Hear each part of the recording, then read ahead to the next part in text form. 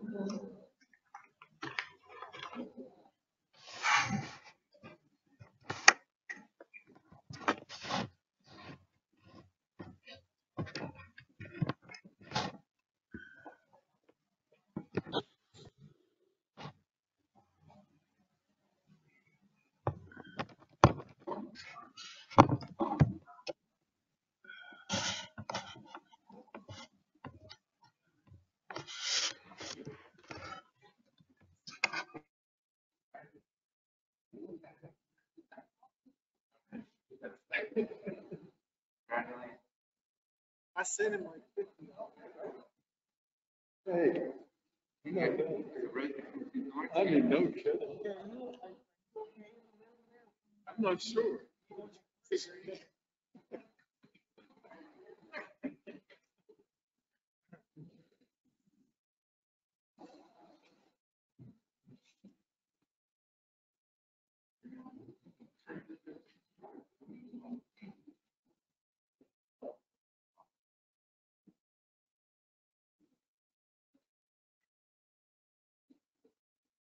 Okay, let's get this show on the road. Before we get started, I wanted to turn it over to Mr. Jack Berry for welcoming and announcements. Good morning. I'm Jack Berry, Richard Tourism, another regional block program. Welcome to the Greater Richmond Convention Center. Work day. The hosts today are the Greater Richmond Convention Center Authority. Our ladies in Richmond, John Tempest, County, Joseph Casey, Chesapeake County, John Kennedy, Henry County, Chairperson of the Authority, Nancy Thomas, Regional Merchants, Michael Meyer, General Manager of the Greater Richmond Convention Center, Lane Stillwater, General Manager of Airport. 22 years ago, January 9th, 1998, Greater Richmond Convention Center Authority was created. Aims of the original authority members are those who should remember and recognize. County Waltham, City of Richmond, Virgil Hazlett, Wright County, Bangor Enfield, Chesapeake County, Richard Johnson, Hanover County, Louis Bradford Regional Merchants. The Convention Center is still the largest and most successful regional cooperative program in Virginia's history. We hope we have even greater success right Central Virginia Transportation Authority today. Thank you so much for being here. Thank you very much, Mr. Berry. I'm going to formally call this meeting to order. If we could start with Pledge of Allegiance.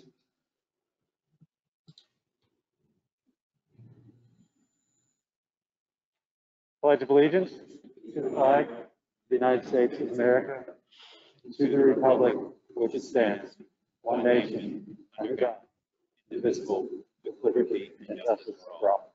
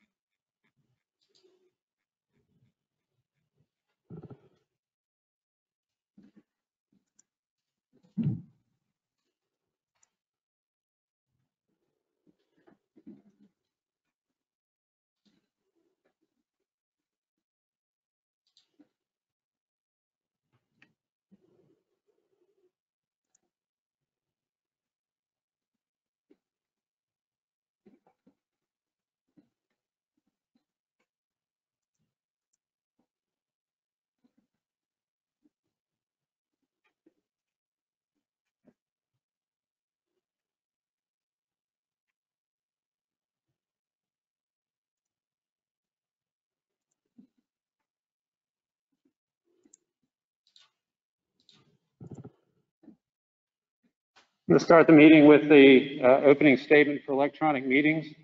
Since this is the first meeting of the Central Virginia Transportation Authority, I am going to share the virtual meeting statement that has been adopted by Plan RVA and the Richmond Regional Transportation Planning Organization as a model.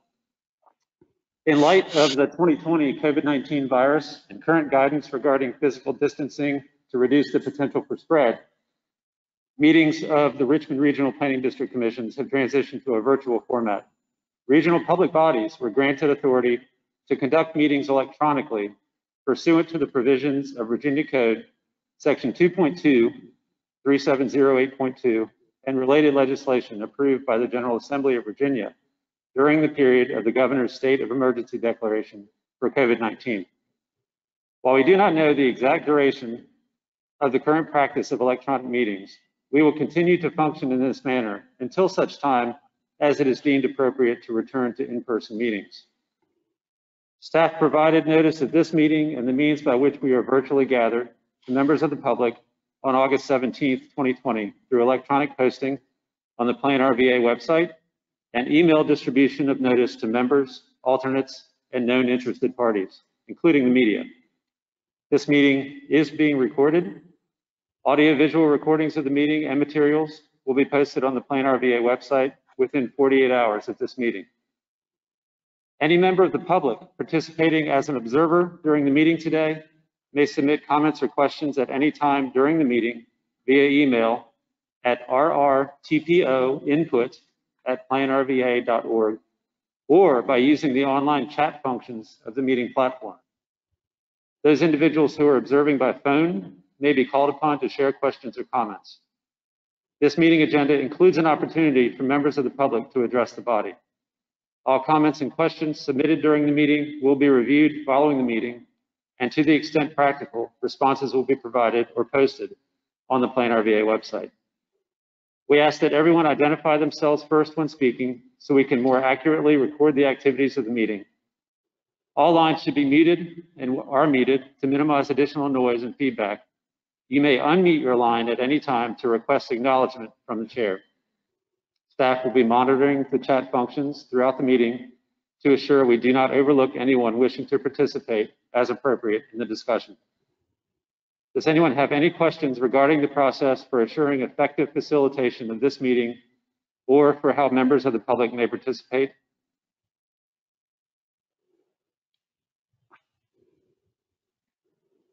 Looking at the chat, I'm asking Ms. Mueller, who's assisting online.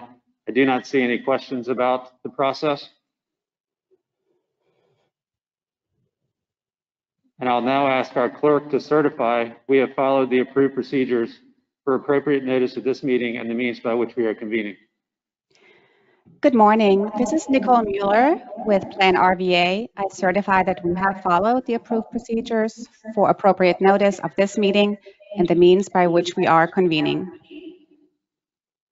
Thank you very much, Ms. Mueller. The next step is to please indicate your presence by saying aye when your name is called during a roll call. Anyone who wishes to identify themselves following the roll call of members will be invited to do so. And I will note that we have a number of members in the room with us, and there are a few members of the authority that are participating virtually. Ms. Mueller, please proceed. Thank you, Mr. Parsons. I'll go ahead and start with Town of Ashland, Mr. Hodges. Ms. Mueller, one second. Yes. One thing to note, let me go through before you proceed with the roll call. A little logistics for the room. The microphone's in front of you. If you push the button to talk, when it's lit red, then it's live. When it's not red, the microphone's not working. I will say that there are cameras in the room as well for those participating in person that will track us. So when we are speaking, they'll do their best to keep up with us around the room so that the folks participating virtually can observe what's happening in the room. People at home participating virtually, you are observing the feed. You can adjust your screen yourself and adjust your volume at home. We have things set in the room, and it sounds like everything is functioning well. So we'll proceed now. Please, Ms. Mueller, move on with the roll call. Thank you, Mr. Parsons. I'm here for the town of Ashland, Daniel McGraw. Thank you, Mr. McGraw. Thank you. Moving on, Charles City County, Mr. Coda. Chesterfield County, Mr. Carroll. Goochland County, Mr. Spoonhauer. Hanover County, Mr. Peterson. Henrico County, Mr. Thornton.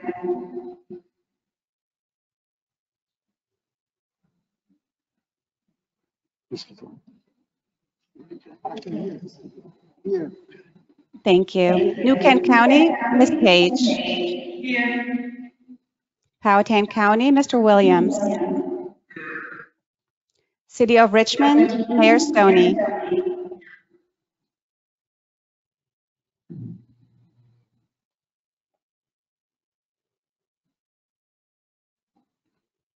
Moving on, Virginia House of Delegates, Delegate McQuinn.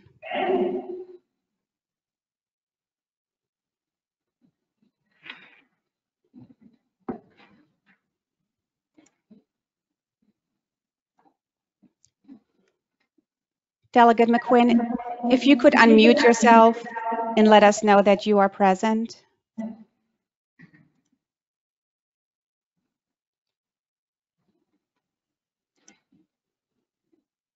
I believe she is with us. I'm present. Thank you, ma'am. Okay. Senate of Virginia, Senator McClellan.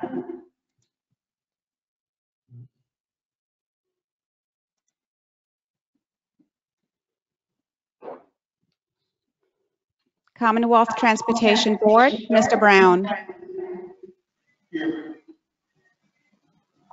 Virginia Department of Rail and Public Transportation, Ms. Mitchell. Virginia Department of Transportation, Commissioner of Highways, Mr. Bridge.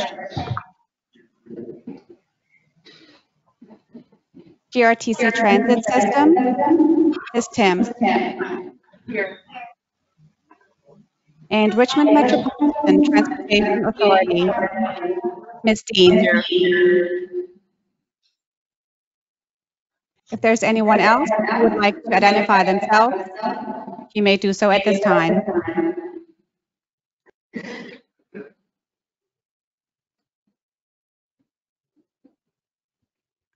Mr. Parsons, I was unable to hear if Mayor Stoney is present. The mayor is here. Thank you. And what about Senator McClellan?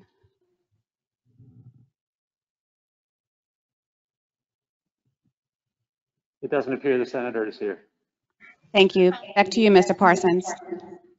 Thank you very much. We'll move on with the agenda now with the approval. Thank you very much. We can certify that we have a quorum. We can proceed. Moving on to the approval of the CVTA board meeting agenda. This was distributed to everyone on August 17th. Are there any discussion? Can we get a motion to approve the agenda as presented? I have a motion by Mr. Thornton and a second by Mr. Hodges. Any discussion? All in favor, say aye. Aye.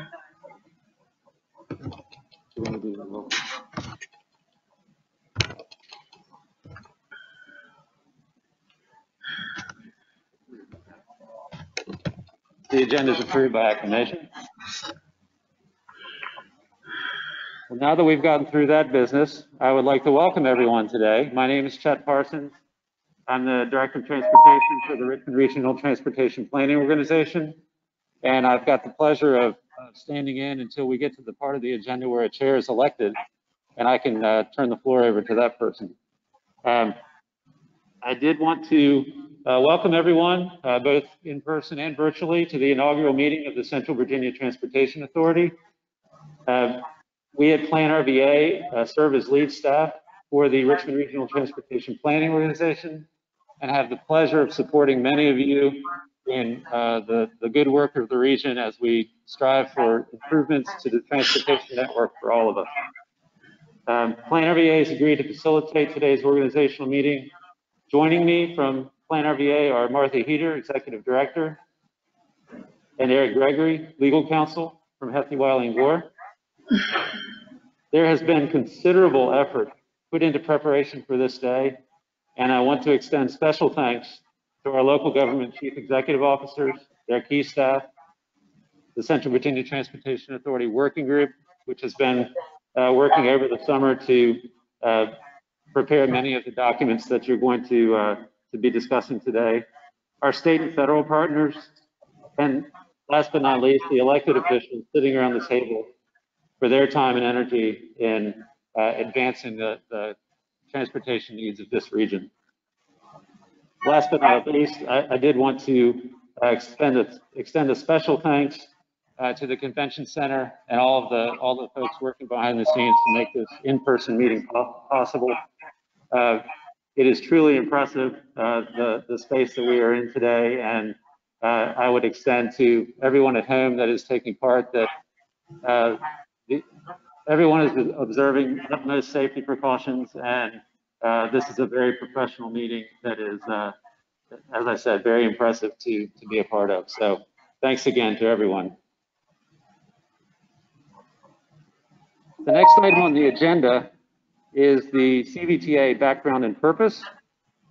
There were a number of items of materials that were distributed prior to the meeting that are included on the agenda, including a background, an introduction summary, a 2-page summary of how we got to this point, the CVTA membership list, a map of the study area that the CVTA covers, which coincides with the Planning District Commission, PDC 15, and then relevant sections of the Virginia Code related to the creation of the Central Virginia Transportation Authority.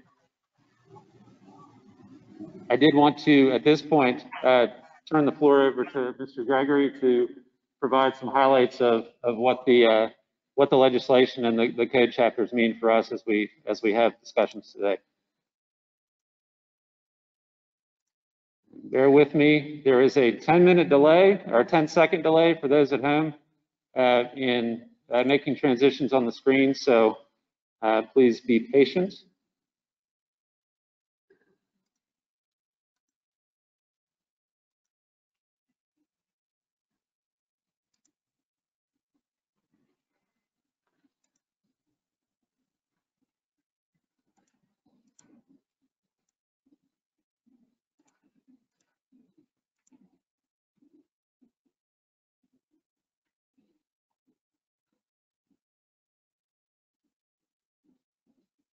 There we go.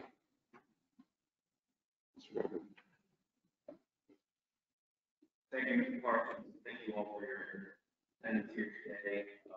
Try to keep it possible, but if you have any questions along the way, please let me know. I can discuss anything. I'll try to so that if you have any questions along the way, please let me know. I'm happy to answer questions. I want to give a general overview of the legislation.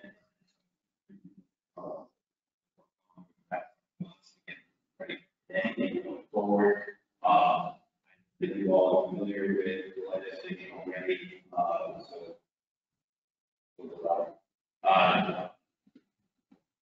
So I'm going to go into detail.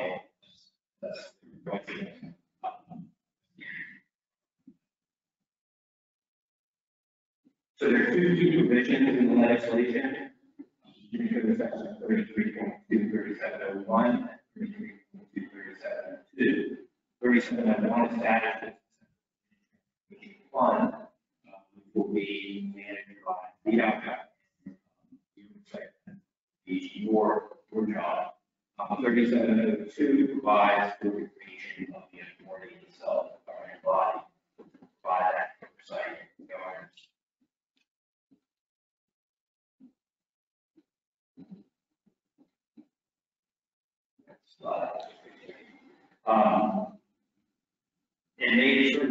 Additionally, the legislation makes certain amendments to the state tax law to provide for new tax revenues, which will come into the fund for your government's distribution. There will be additional sales, use tax, 0.7%, and an additional tax of 26% from down all and additional tax from diesel fuel and revenue. Well, those monies will be used solely for transportation purposes, benefiting and restricting and covering the administrative and operating expenses of the authorities. The administrative and operating expenses not come out of your jurisdictional coffers, but okay, so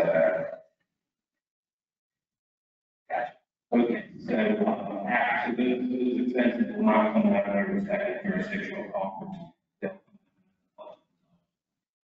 So after those administrative operating expenses are taken out, to be minimal, those revenues shall be allocated to the transportation projects.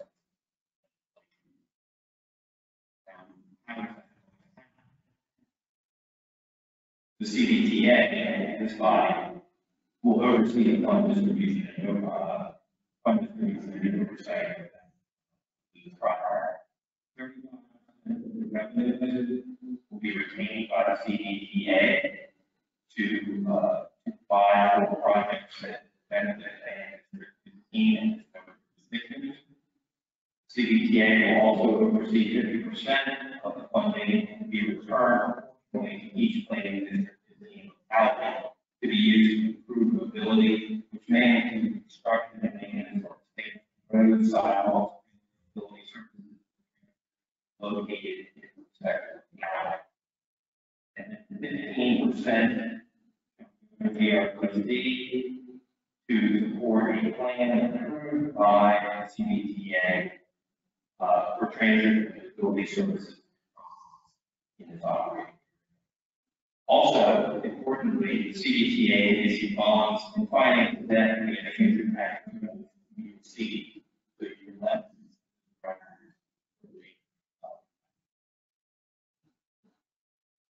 That's the CVTA membership.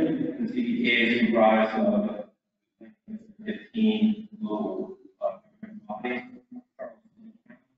The city of Richmond, Chesterfield County, Hanover County, Wright County, Goodwin County, Newton County, Hopkins County. Also including one member of the House of Delegates, delegated to Commission, Senate, Brown. There are also four non-voting members: the Director of Virginia Department of Railroad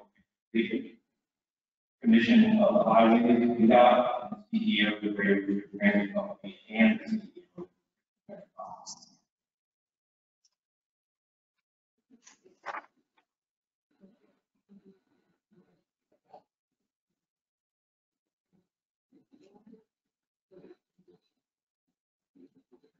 All right, I'll try to slow it down a little bit because the folks who are attending virtually are each that they're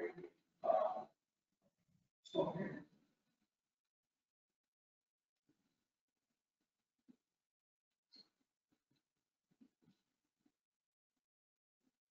Okay, the voting structure and governance of the CVTA is covered in 33.2, that 3735, and Article 7. Bylaws, which we'll discuss more later. Bylaws provisions mirror the state code provisions. Votes shall be taken upon motions made and seconded. All voting shall be taken by voice or by roll call. Today, all by roll call, just to make sure.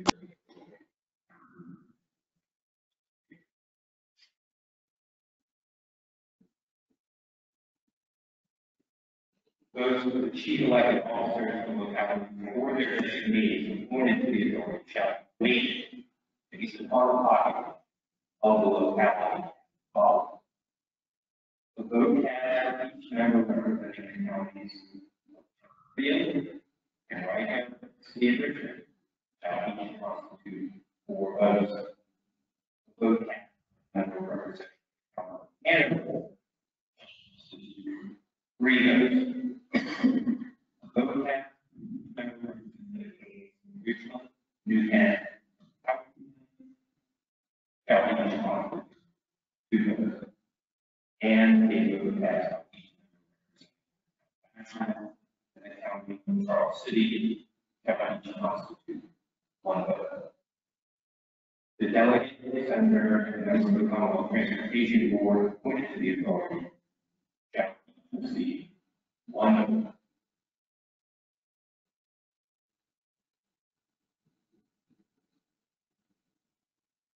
Plan already had the spreadsheet tool to calculate the results based upon the criteria to on slide 40. So that tool will be utilized to develop in real time. So we can do that tool to try to make that possible. As it takes place through the Excel spreadsheet we can provide.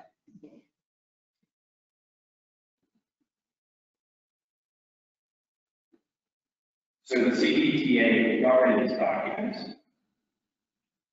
include the legislation itself, of course, Virginia National Assembly Chapter 1235 and 3700 through 3713, and also the tax code provision I read earlier establishing the tax system. They also include bylaws. We have bylaws we believe are to be considered which comply with the CVTA.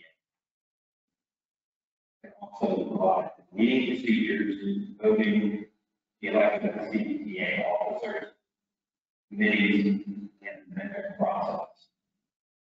I'll discuss that more, but I'm going to share with you that those bylaws have been in consultation with the substantive input of your respective local legal counsel. Approved, and also with substantive input and guidance from the staff and working well. So we believe that subject to any amendment, they should be acted upon. And we will have that later in the agenda. In addition to the bylaws, we have developed a policy guidance, which will also have to be for consideration, which will memorialize the rules and by electronic communications in compliance. Mr. Chair. Hello? Hello? And to the legislation responding to the we recommend that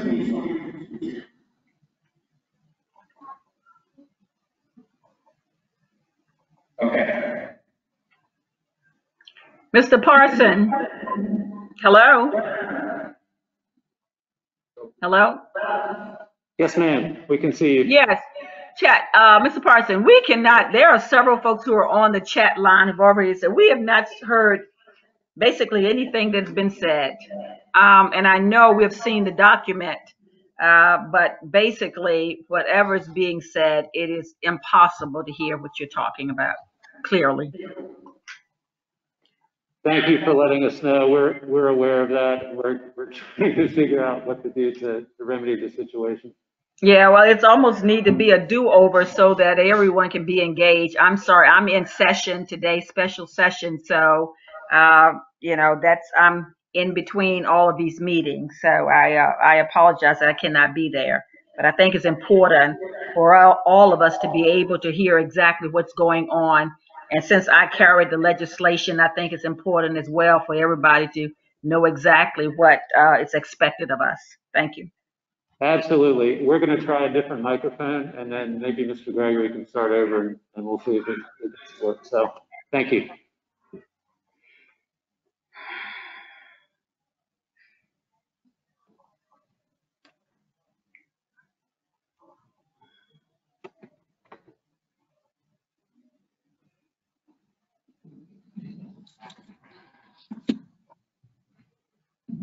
Okay, I apologize about that.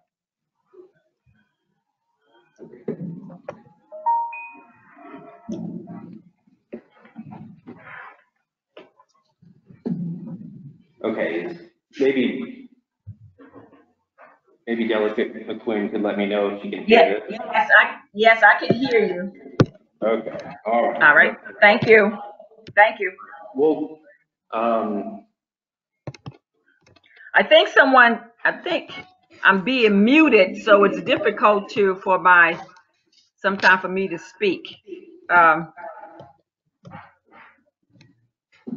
okay, well, Okay. if everybody's okay, we'll start again.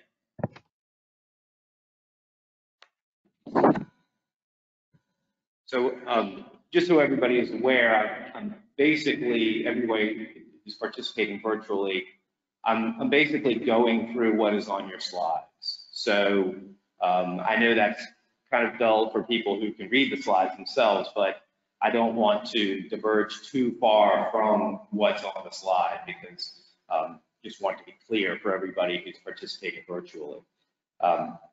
Again, if anybody has any questions along the way, or again, if you have any trouble hearing, please let us know.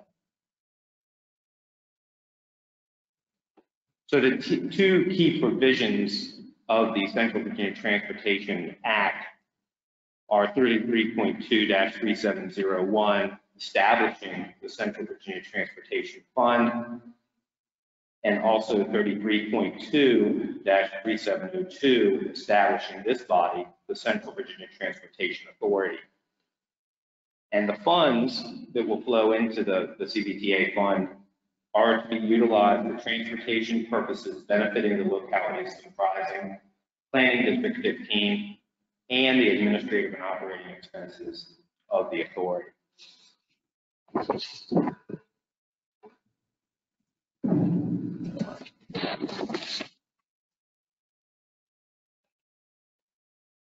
The legislation creating the authority and the fund itself made certain other amendments to state tax laws to provide for new tax revenue collection and distribution.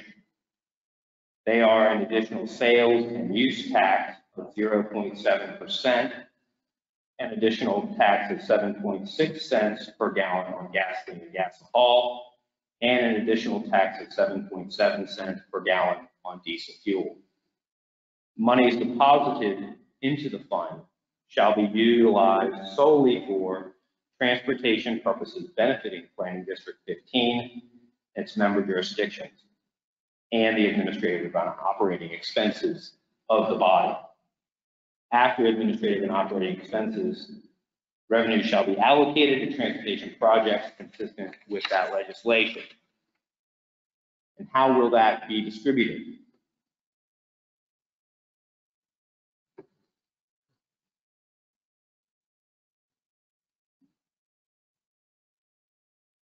Okay.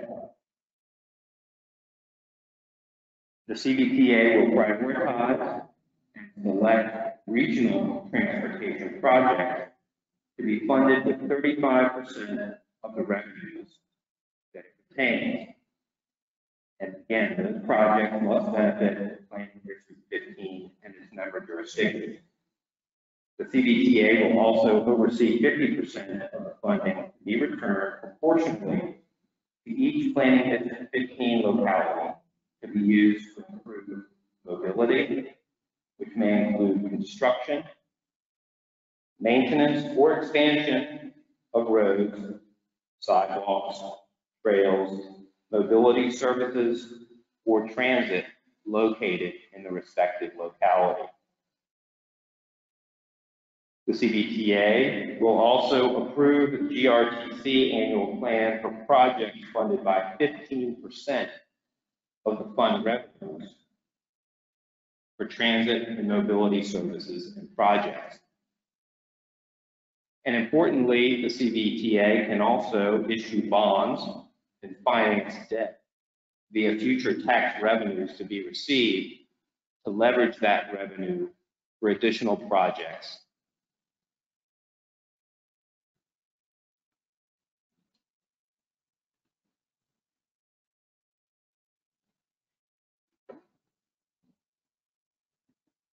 The CVTA is comprised of 12 voting members, including the Planning District 15 localities. And they are the City of Richmond, Charles City County, Chesterfield County, Hanover County, Henrico County, Goochland County, New Kent County, Powhatan County, and the town of Ashland. Additionally, there is one member of the House of Delegates from Planning District 15, and that is Delegate Dolores Quinn. One member of the Senate from within Planning District 15, and that is Senator Jennifer McClellan. And one member of the Commonwealth Transportation Board residing within Planning District 15, who is Mr. Carlos Brown, appointed by the governor. There are also 4 non-voting members: the Director of the Virginia Department of Rail and Public Transportation, the Commission of Highways, the CEO of the Greater Richmond Transit Company, and the CEO of the Richmond Metropolitan Transportation Authority.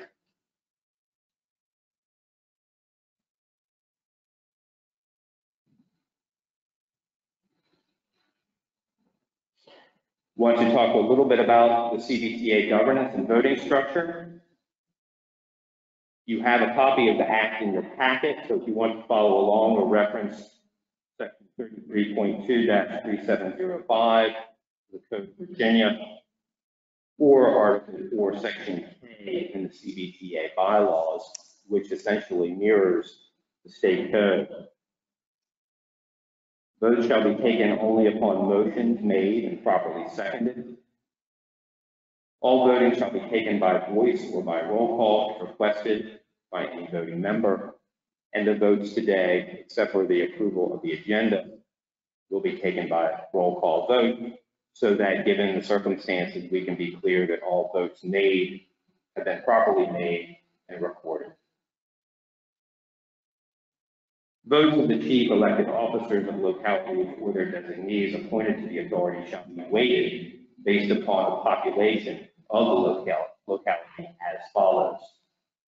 A vote cast by each member representing the counties of Chesterfield and Henrico and the city of Richmond shall each constitute 4 votes. A vote cast by the member representing the county of Hanover shall constitute 3 votes. A vote cast by each member representing the counties of Goochland, New Kent, and Powhatan shall each constitute 2 votes. And a vote cast by each member representing the town of Ashland and the county of Charles City shall each constitute 1 vote. The delegate, the senator, and the member of the CTB appointed to the authority shall each receive 1 vote. And for your information, as a practical matter, Plan RVA staff have developed an Excel spreadsheet tool to calculate the voting results on any item based upon the criteria in paragraphs 1 and 2 in this slide.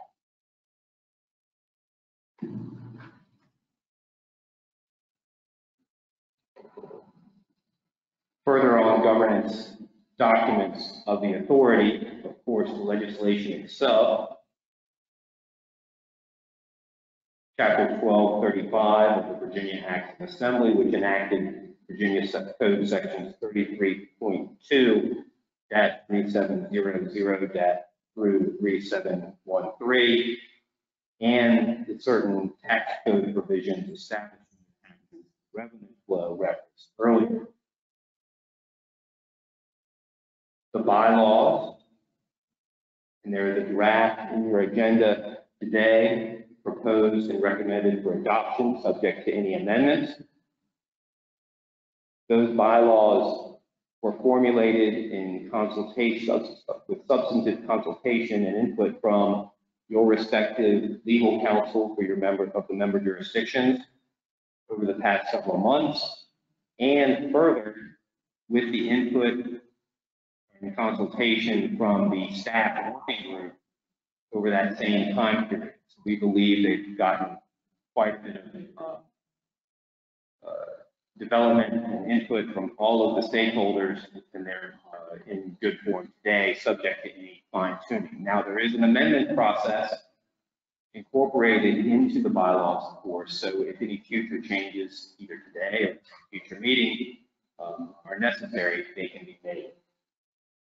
In addition to the bylaws, staff have developed guidance documents, which are in your agenda and recommended proposed and recommended for adoption today, which memorialize the rules for meetings conducted by electronic communications in compliance with the Virginia Freedom of Information Act and recent legislation responding to COVID-19 and the state of emergency declaration.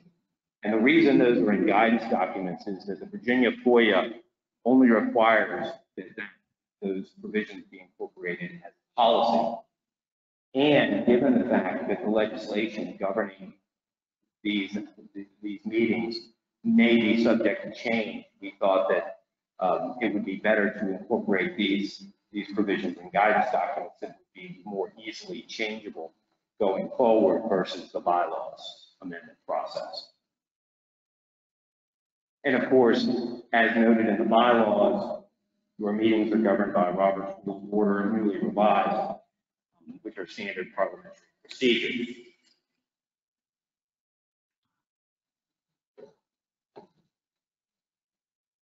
And finally, as you all know, I believe, the CVTA is a public body. The Virginia Freedom of Information Act applies and covers both CVTA meetings and committee meetings and all of its public records. And we are all responsible for that compliance, so please be mindful. In addition, the State and Local Government Conflict of Interest Act applies to the CVTA and its members and designees. But thankfully, the statements of personal interest filed by most, if not all of you, already pursuant to your representation in your local government bodies, will suffice for compliance, for that portion of compliance with the State and Local Government Conflict of Interest Act. So you will not have to file or submit an additional statement. The one you've already submitted will suffice. If you have not submitted one of those before, or you have questions about that, please let me know or discuss it with your respective legal counsel, but we just need to make sure that everyone has done that. That concludes my presentation. I'm happy to answer any questions if you have them. Thank you very much for your time and attention today. Mr. Chairman. Eric, in your presentation, you referenced the language. Can you please confirm for me that unlike our deal with only groups about half the county, that for the purpose of the CVTA, all and all distribution and taxation include the entire county? I can confirm that that is correct. That's correct. Leadership can just double clarification on one part distribution. 50% on the legislation. But as for transit in the county district, we have different jurisdictions that have transit. That is available. The day started last year about transit.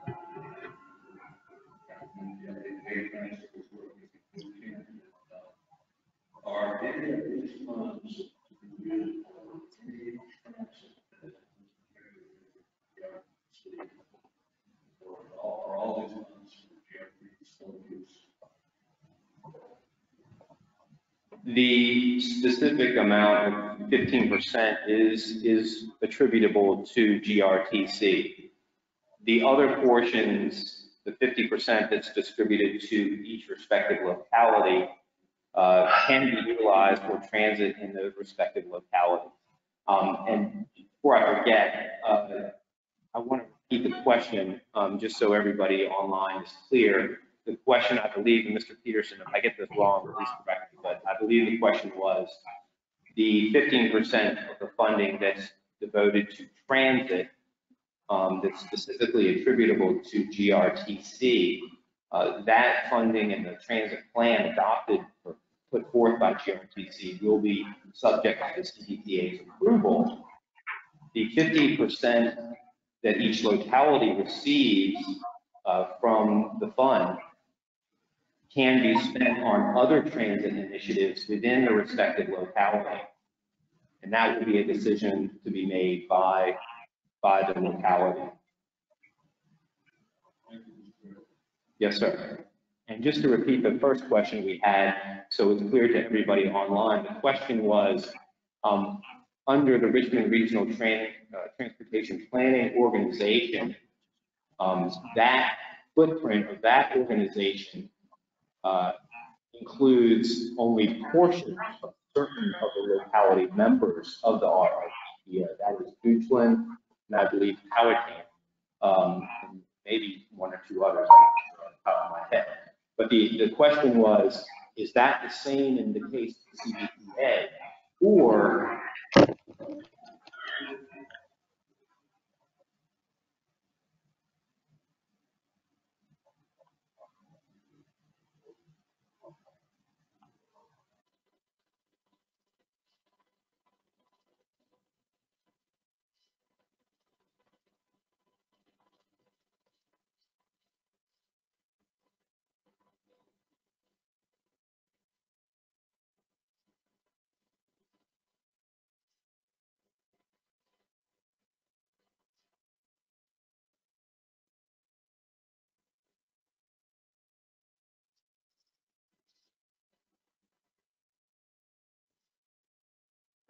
Check 1, 2.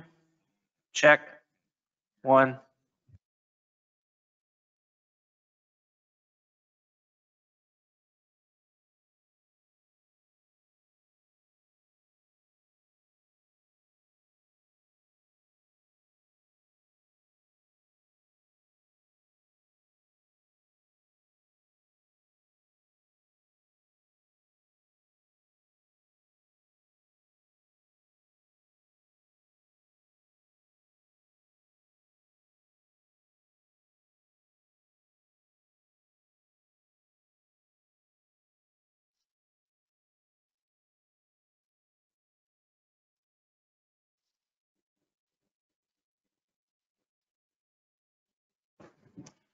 Let's do a quick mic check for those joining us virtually. Let us know in the chat if you can hear us any better, please. Mr. Parsons, your audio comes through very clear right now. Thank you very much.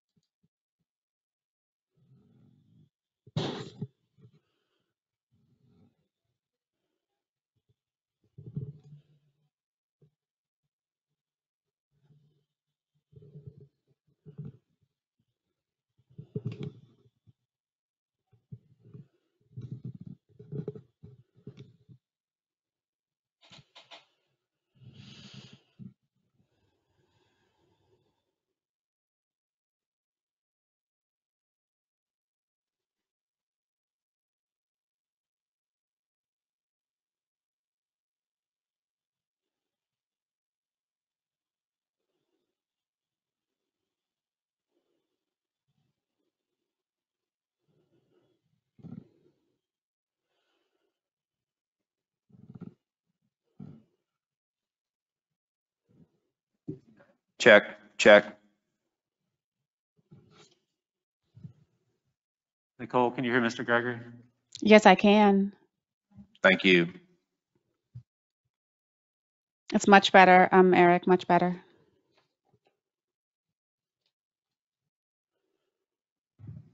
Testing 1, 2. Testing 1, 2.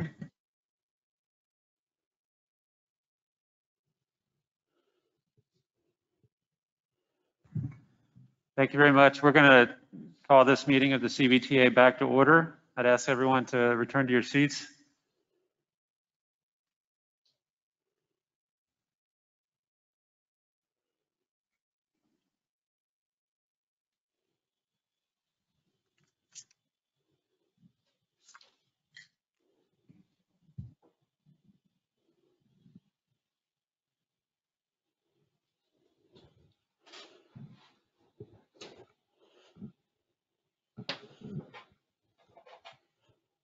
Testing 1, 2.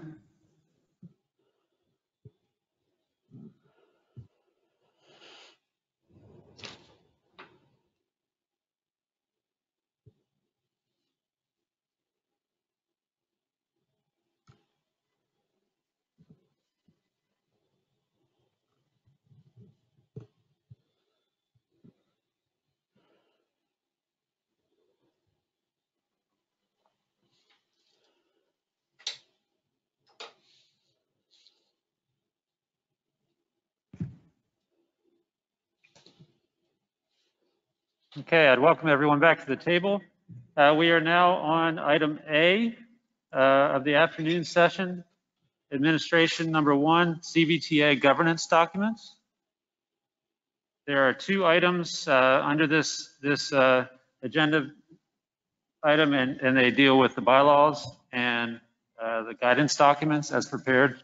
Mr. Gregory discussed these shortly this morning. And we are going to delve into the details of those governance documents now. The first we will put on the table are the bylaws. Those were distributed in the agenda packets, and the recommended action is to accept the bylaws as presented. And is there a motion on the floor? Mr. Parsons, I have a couple of items on bylaws I would like to discuss. Yes, sir, Mr. Williams. It pertains to the chairman of the Central Virginia Transportation Authority having the ability to appoint the committee chair and vice chair for the 2 committees. I have a concern that that constitutes a lot of power in that position. I propose instead to have the committees themselves determine their leadership. Additionally, I have a concern about the 2 additional members being appointed by the chairman of the Central Virginia Transportation Authority as well. So I would like to open that up for discussion.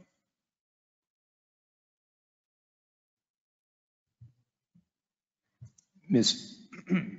Parsons, Mr. Williams, thank you for that. I would suggest that in order to properly open them up, the possibility of amendments or discussion, to proceed properly with discussion, there would need to be a motion on the floor to approve the bylaws first, and then a second, and then that would be the time for discussion, if that's desired.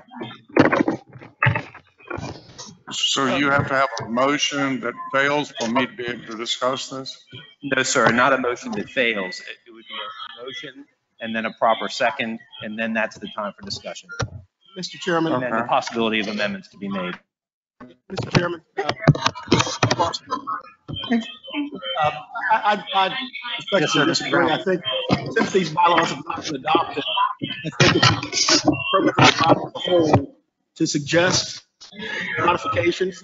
Now, I guess move bylaws and then move to amend. I don't get to adopt the bylaws as presented prior to considering changes. I believe actually there's more people in the queue. Having said that,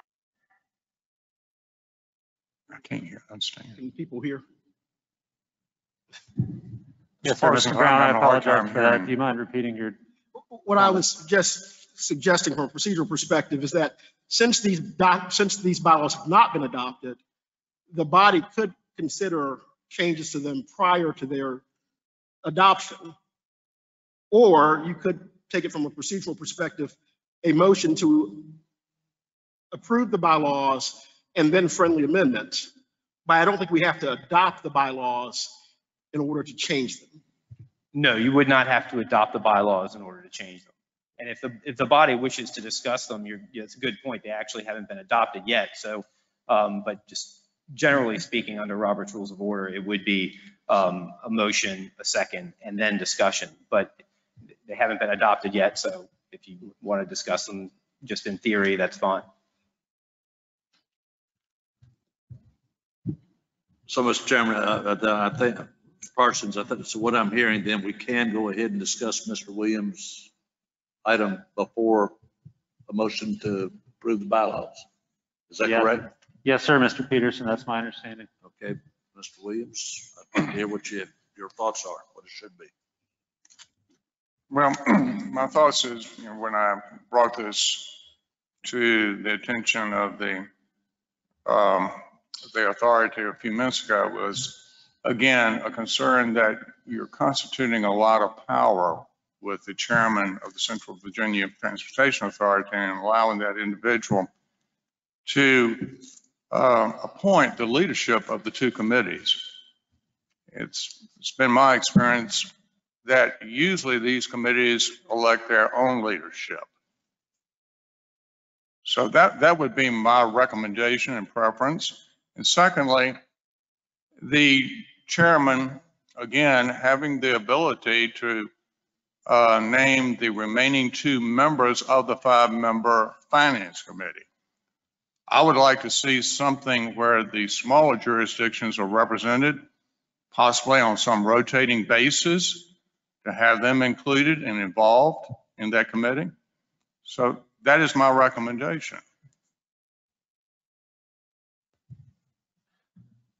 Any other discussion? Mr. Chair, I'd be interested to see what the thought process was behind suggesting going this way. Is it just because it's a new commission?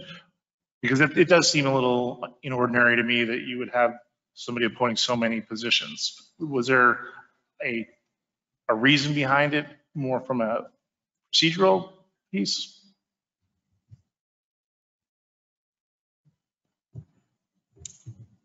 I don't believe there was a rationale behind it other than just getting the bylaws in proper form so the body could act effectively. Beyond that, I couldn't state anything further. But certainly, if it's the desire of the body to make that amendment, it's perfectly reasonable. Mr. Parsons, if Mr. Williams would allow me to. Please, please. I would suggest that I believe what he's referring to is under item Article 5, item B2. Yes. If we change that so that the committee shall consist of 5 members of the authority, 3 shall be from the jurisdictions with the highest populations, and 2 shall be appointed by the committee. Thank you, Mr. Parsons. We actually have language prepared because there was some anticipation of this possible amendment. Mr. Parsons is pulling that up on the screen now. It would be on page 7 of the bylaws towards the bottom there. Article 5, as he stated, subsection B, subsections 2 and 3. Mm-hmm. That's the Finance Committee section, first of all.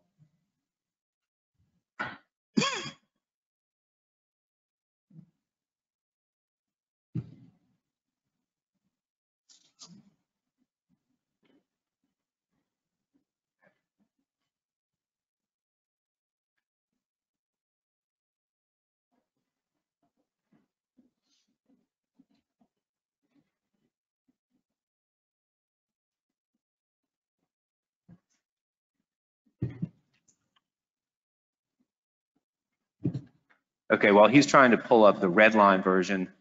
What you're looking at here would be the language to be amended, if I'm correct. Yes. And in paragraph number 2 there, in the middle of your screen, you would strike the term chair, there it is, and insert the word authority. Is that correct? And then in paragraph 3, you would strike the chair of the authority and insert the word elected, and then strike the phrase chair of the authority and insert the word committee. That would allow the committee to elect their chair and vice chair of the committee, and the authority to appoint, not the chair, to appoint the other 2 members of the finance committee. Would that effectuate your desired change? Mr. Parsons, I will make that motion. We have a motion on the floor by Mr. Williams. Second. Mr. Chair, before we go forward the motion, I also have something. It's with the nominating committee, and also there it says the chair shall appoint a nominating committee. Absolutely, but who appoints the, so it's saying that if we have a nominating committee, instead of the authority electing or nominating members, the chair will be the one that that sets up or appoints the entire nominating committee. Is that what I'm reading? Yes, Ms. Page, I believe that's correct. In Article 3, subsection C, on page 2 of your bylaws, it refers to the nominating committee, which is for purposes of nominating the chair and vice chair positions. So my concern becomes, and I'm just going to be very open with it, my concern becomes with this authority. This authority will include all of the localities that are present here. We have, the way it's written, we are giving the chair the power or the authority to select not only committees, well, select all the committees and put chairs in those committees. That becomes a concern when this is supposed to be a regional group working together. I can't say other organizations that I've worked with, other boards that I've been on, it has always been that the board as a whole would nominate or the members of each committee and or subcommittee. And so I feel that it should be inclusive and represent every locality that is presented here. And the way that's written in some of the language, it does not appear to me that it's being written like that.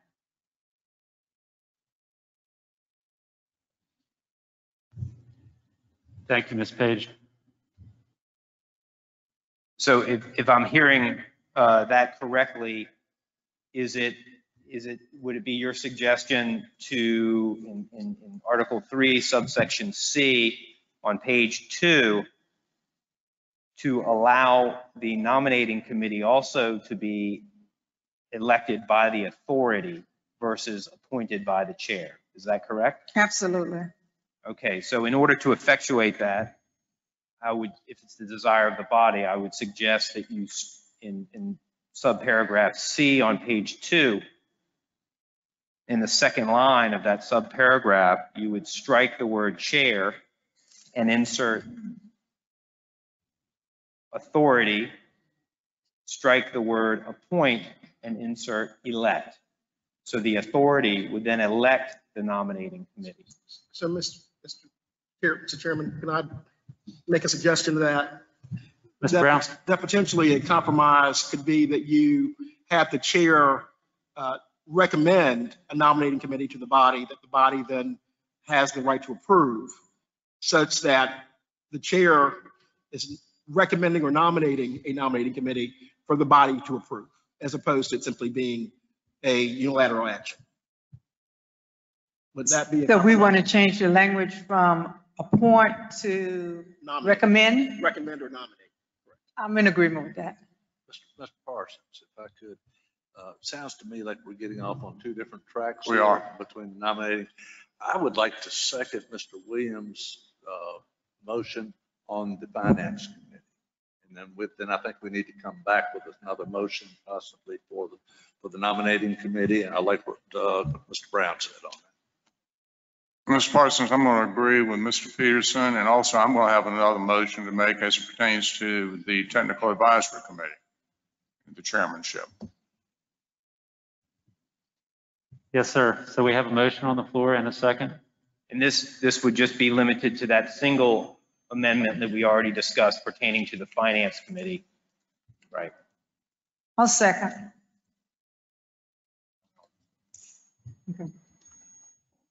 So we have a I have motion a and a third. second. Any other discussion on Mr. Williams' motion?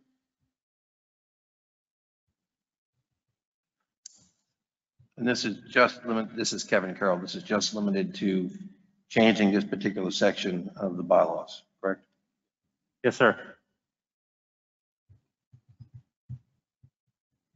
Seeing no one else, we ready for a vote? Ms. Mueller, are you there? I am.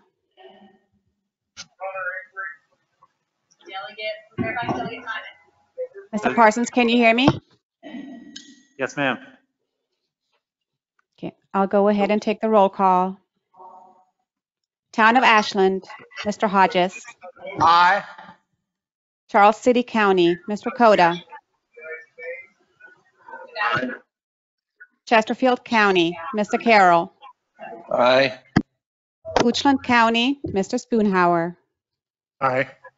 Hanover County, Mr. Peterson. Aye. Henrico County, Mr. Thornton. Aye.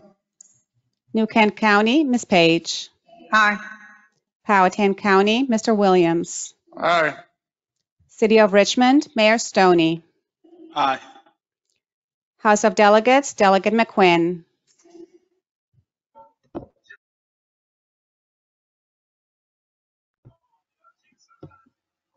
Aye. Commonwealth Transportation Board, Mr. Brown. Aye. That concludes the roll call, Mr. Parsons. Thank you very much. Mr. Williams, you still have the floor on the technical committee? Yes, we still have Ms. Page's to be voted on, but I'm going to go ahead and I'll address mine. My second concern is with the Technical Advisory Committee. It's the same as it was with the Finance Committee, and that is the appointment by the chairman of the authority to name the chair and vice chair. I propose instead that it be done, the chair and vice chair come from the committee.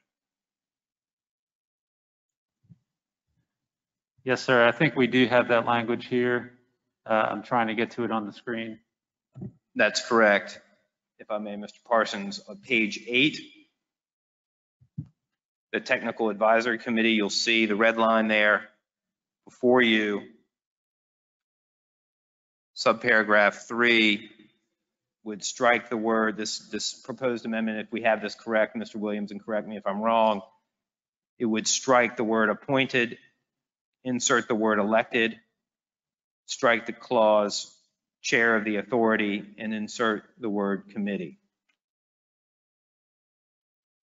I believe that would effectuate this desired change.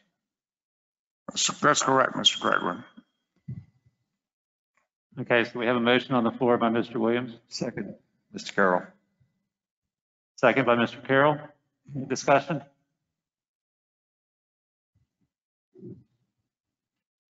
Hearing none, Ms. Mueller, we're ready for another roll call vote, please. Thank you. Town of Ashland, Mr. Hodges. Aye. Charles City County, Mr. Coda. Aye. Chesterfield County, Mr. Carroll. Aye. Goochland County, Mr. Spoonhour. Aye. Hanover County, Mr. Peterson. Aye. Henrico County, Mr. Thornton. Aye. New Kent County, Ms. Page. Aye. Powhatan County, Mr. Williams. Aye. City of Richmond, Mayor Stoney. Aye. House of Delegates, Delegate McQuinn. Aye. Commonwealth Transportation Board, Mr. Brown.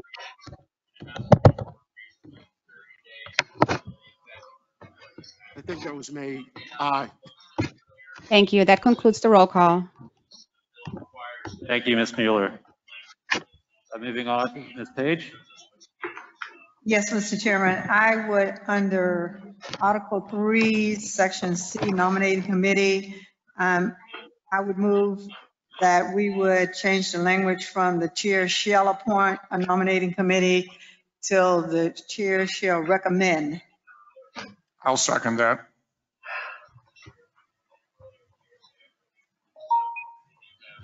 So we have a motion and a second. Any discussion? Mr. Parsons? Yes, sir, Mr. Gregory. Ms. Page, if I might suggest inserting an additional clause there, so it's clear that the full body would then vote to approve or not approve the recommendation of the chair. I'm in agreement with that. Okay, so I believe I would suggest that it read, the chair shall recommend a nominating committee subject to the approval of the authority. That's my motion.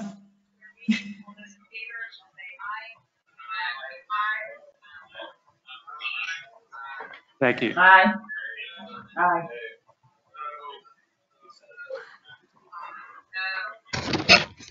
Mr. Williams, were you the second on that? Was there a second? Was there a second? I'll second the Yes, sir. motion. Thank you very much. Okay, so we have a motion and a second as presented. I did add the suggested language on the screen for those following at home. Is there any other discussion?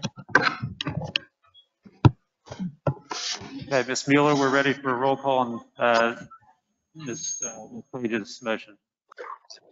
Thank you. Town of Ashland, Mr. Hodges. Aye.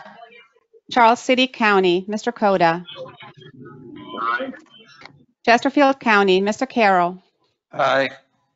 Goochland County, Mr. Spoonhour. Aye. Hanover County, Mr. Peterson. Aye. Henrico County, Mr. Thornton. Aye. New Kent County, Ms. Page. Aye. Powhatan County, Mr. Williams. Aye. City of Richmond, Mayor Stoney. Aye. House of Delegates, Delegate McQuinn. Aye. CTB, Mr. Brown. Aye. That concludes the roll call. Thank you, Ms. Mueller. Mr. Parsons. Mr. Peterson. I've got one other item here that I've looked at and have a little bit of concern with in the proposed bylaws. That's in Article 3, Paragraph 8, Officers and Duties. The authority, the way it's written right now, the authority shall annually elect its voting members, a chair and vice chair. Authority may further elect such some more. But if we go back to the, I think this allows it to be picked from any of the voting members, I believe, based on what I saw in the legislation. I think in our bylaws, though, because this is a regional authority with basically all elected officials except one within our voting, right, that we ought to be selecting our chair and vice chair from the member jurisdictions. And so I would move that we change A to say that the authority shall annually elect from the voting members of the jurisdictions, a chair and vice chair. Is that a motion? That is a motion. I will second the motion. I will just raise a question to that. I mean, I think that's focused on the CTB member. And I guess you just speak to that as to why that would not be. I will, Mr. Bryant. That is basically to the CTB member as appointed, but it's also looking at we have members of the General Assembly as well. And being a jurisdictional type of authority, it doesn't delete any votes, but the leadership, I really feel like, should be from the elected officials of the various jurisdictions that we have. I'll just offer a competing argument, which is that the elected officials, the legislative officials and the CTB members are in a unique role because they actually represent the entirety of the region. And so one might argue that they may be in the best position to be objective in coordinating the leadership. And in that the body will make that election, I don't see why you would need necessarily to exclude that if there comes a time when you might need one of those individuals to provide leadership. So, I mean, of course, the body will vote, but I just think that that might be a little short-sighted to narrow that pool now and exclude those individuals now or in the future without having a unique reason. So I'll just say that. Basically, I'm sort of mirroring this after what has already been done with the Plan RVA and the TPO. Thank you. We have a motion and a second on the floor. Is there other discussion?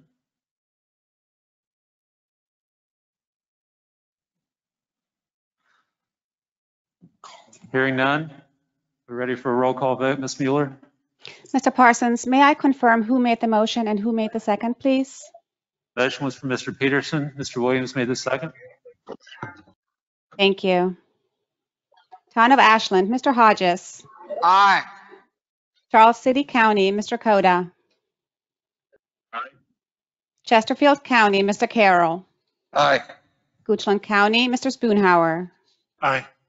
Hanover County, Mr. Peterson. Aye. Henrico County, Mr. Thornton. Aye. New Kent County, Ms. Page.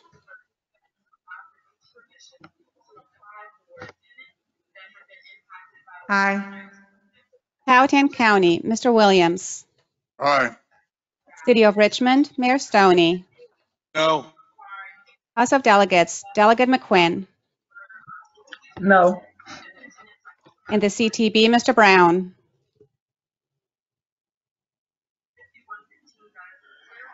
And That concludes the roll call. Thank you, Ms. Mueller. The motion carries. Other discussion on the bylaws? Mr. Carroll makes a motion to approve the amended bylaws. Neil Spoonhour, second. Motion by Mr. Carroll. Who made the second? I did. Mr. Spoonhour made the second. Any discussion on the amended bylaws?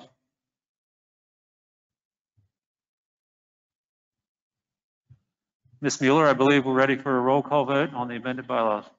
Yes, thank you. Town of Ashland, Mr. Hodges. Aye. Charles City County, Mr. Coda. Aye. Chesterfield County, Mr. Carroll. Aye. Goochland County, Mr. Spoonhour. Aye. Hanover County, Mr. Peterson. Aye. Henrico County, Mr. Thornton. Aye. New Kent County, Ms. Page. Aye. Powhatan County, Mr. Williams. Aye. City of Richmond, Mayor Stoney. aye. House of Delegates, Delegate McQuinn. Aye. And the CTB, Mr. Brown. Aye. That concludes the roll call, Mr. Parsons. Thank you very much. Motion carries. I would next ask Mr. Gregory to provide a little background on the guidance documents. Thank you, Mr. Parsons. The policy and guidance document concerning meetings conducted by electronic communication means and member participation was included in your agenda packet. If you'd like to turn to that, and we should be pulling it up on the screen momentarily. The purpose of this document, as noted earlier, is to provide for the adoption of a policy in compliance with the Freedom of Information Act to allow members of the body to participate in meetings via electronic communications means. This is a provision of law that existed prior to the COVID-19 crisis. And every public body that wishes to allow its members to participate in meetings via electronic communications means has to adopt a policy to provide for that. in compliance with the Freedom of Information Act. This policy does comply with the Freedom of Information Act and would provide for that, that ability for members to participate electronically. Obviously, that's very important today. The other provisions, provisions B and C on page 2, are in response to the current COVID-19 crisis and specific legislation which was adopted to allow public bodies generally, and even non-local government public bodies, to meet via electronic means generally, so that public bodies can assemble via electronic means, via the platform that we're utilizing today or various other platforms. And so this policy would encapsulate or provide for those policies and procedures. They are before you today. They've been circulated and received the input and guidance from your respective jurisdictional legal counsel, and also from the CVTA working group, and staff recommends approval.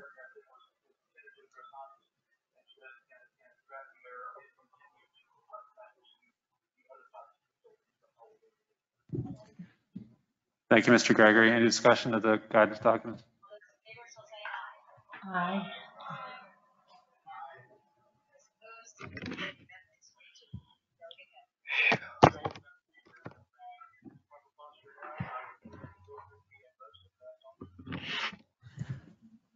It has been brought to my attention that the motion prior to the vote on the bylaws failed due to population requirements.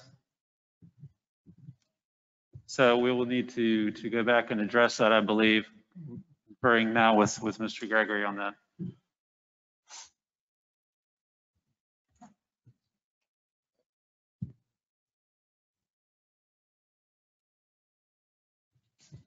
Okay, they double checked, excuse us for this difficulty.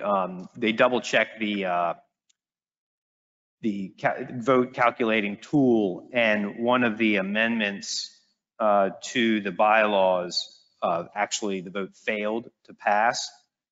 That particular amendment was the one to Article 3. It was the last one, I believe, that was considered.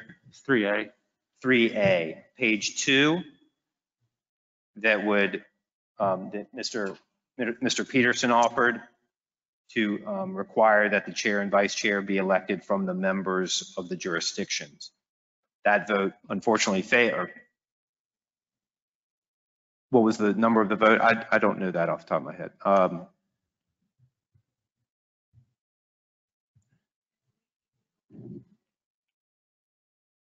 Ms. Heater, we can't hear you, but I think the reason it failed was because of the number of no votes and the weighted population. The population numbers in the voting requirements caused that vote to fail.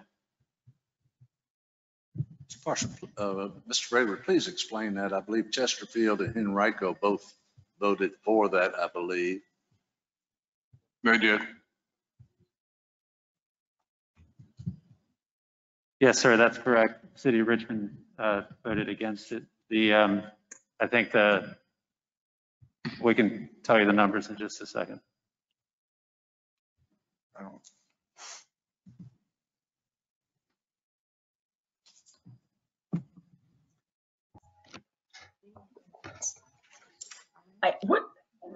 Yeah, this is McQuinn, and I'm hoping that what I did vote against something I could barely hear the truth about it. So,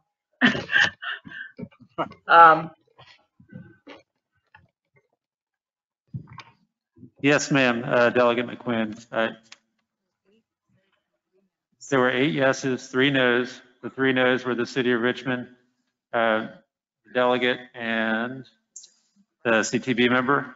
And there are 3 flags to pass in this voting procedure. 2 of them passed. The one that failed was the weighted population by a very, very slim margin. less than 10,000, if that matters. Can you share that map? That doesn't, I'm sorry. can you maybe display that so we can see it? Because it's interesting that three votes can. Yes. It requires 4/5 of the population in favor. So the vote fell short by approximately 7,000. And the 4/5 is from the language of the code. I will see what I can do to, can you share this? Mr. Parsons, where's the rule that says you have to have 80% vote to, because we don't have bylaws yet? I'm sorry, Mr. Peterson, can you repeat yourself? What is the rule that says we have to have an 80% vote to pass something? Where is that rule?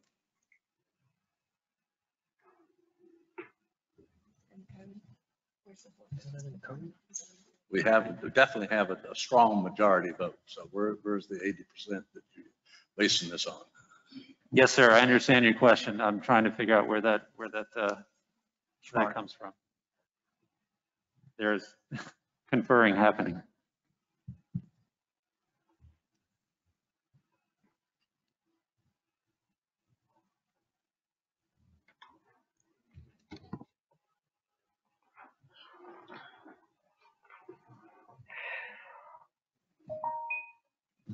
The 4/5 is in the code. I don't know the exact section, but that's part of the. Is it in the bylaws that we have not adopted yet? I think it's in the Code of Virginia, correct? It is in the Code of Virginia. And so That's correct. And the Code of Virginia is the superseding document currently until we adopt the bylaws, correct, Mr. Chair? Yes, that is correct. Absolutely. It's in the provision in Virginia State Code that addresses the decisions of the authority and the weighted voting is Virginia Code Section 33.2-3705. That's in the legislation that was passed. Yes, sir, Mr. Peterson. And that legislation is in your packet. 370-5.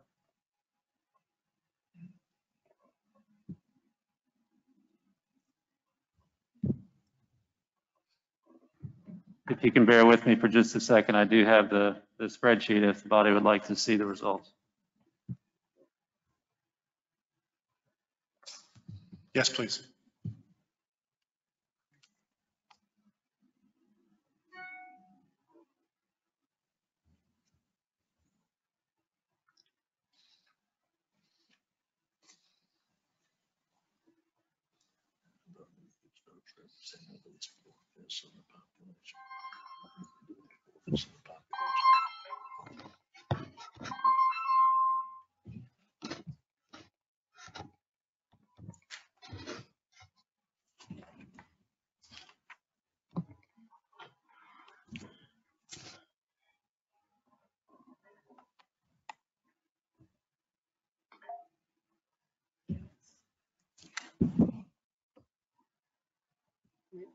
Mr. Parsons, I can speak to that. I mean, the legislation was drafted to encourage that the three large jurisdictions would have to collaborate.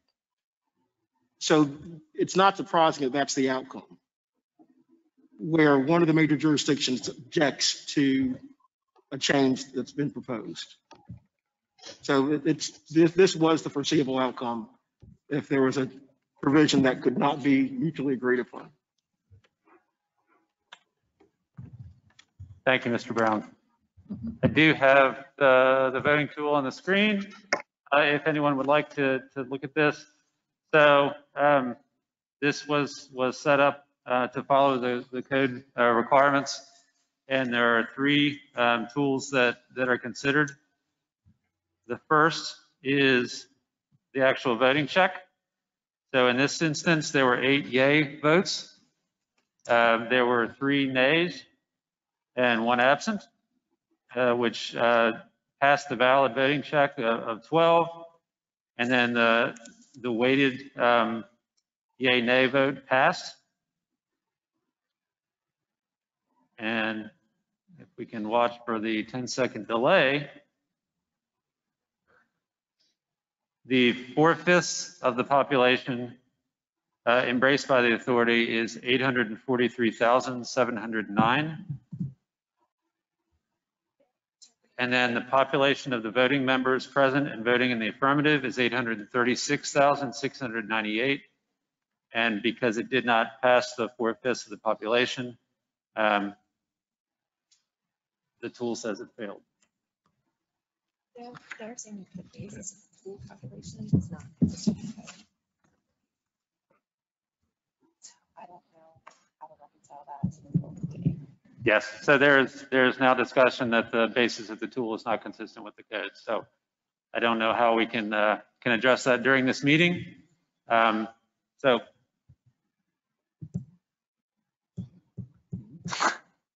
there, I will wait for a few minutes for guidance from legal counsel.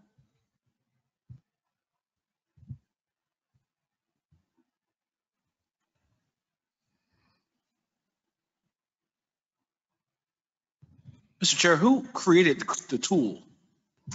There was a working group set up by member jurisdictions, and one of the tasks, in addition to putting together the draft of the bylaws, was to work on this tool. It's modeled after the same tool that's used in Hampton Roads by their authority. That's where the foundation of it came from, and so that's where the working group got started.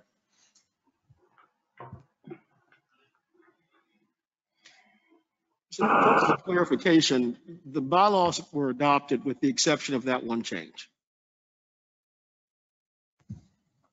Yeah, the bylaws were adopted. Was a change. That is correct, yes.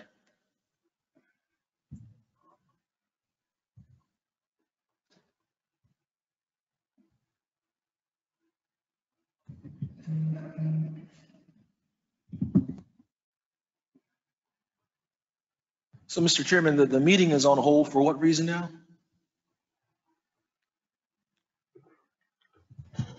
I think the group to my right is trying to determine if the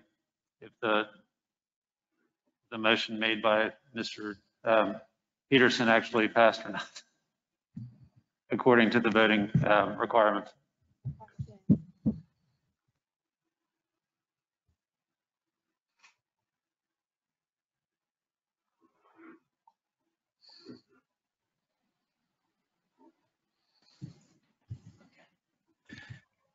So there, I apologize for the delay, and what we're trying to figure out is how the tool functions in compliance with Virginia Code Section 33.2-3705.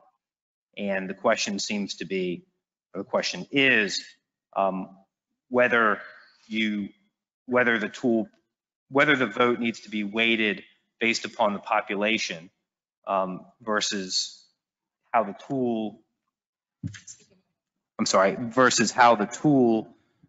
calculates the votes.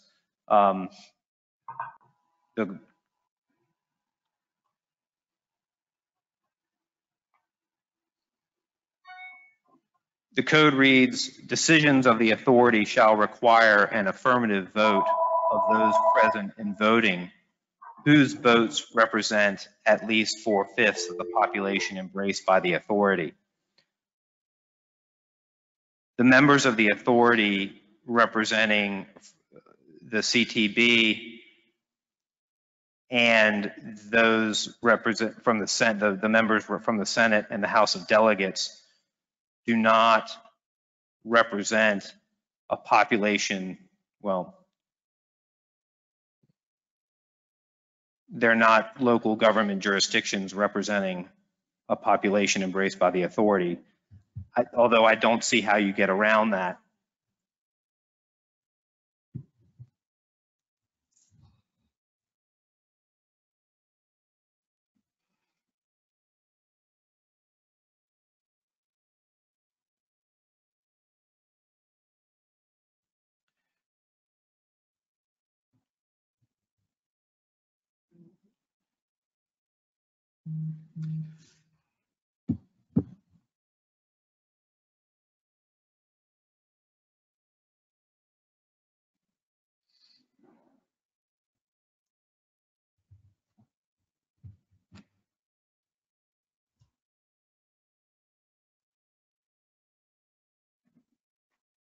Mr. Parsons, can I ask a question?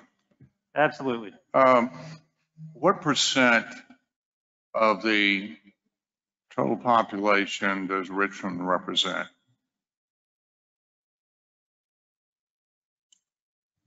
Mr. Peterson, Mr. Parsons.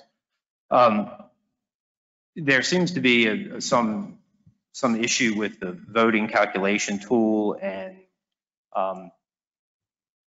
the amendment to the bylaws that apparently failed earlier. That's subject to question. I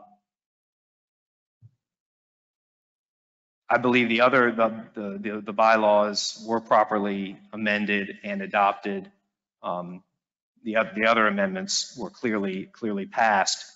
That amendment, I would suggest we just move on and we will revisit that issue at a future time once we can figure out with more precision how the voting tool is working. I apologize for that. We did not see that issue with the voting tool before. Well, can I get a breakdown of what the percentages are for the votes of the Yes, sir. the jurisdiction? Because it was a very simple question. I wanted to know what percent of the total population does Richmond represent. I think that's kind of important to know with the 4/5 rule, what the weighting is. Yes, sir. The tool uses the latest Weldon Cooper numbers, which were July of 2015, and City of Richmond is currently 20.6% of the regional population. This is Delegate McQuinn. Can we, while you're doing it, can we have the percentage of the other localities that are larger in population, please? The Yes, ma'am. percentage. Would you like me to just go through each one? That would be fine. Yes, thank you.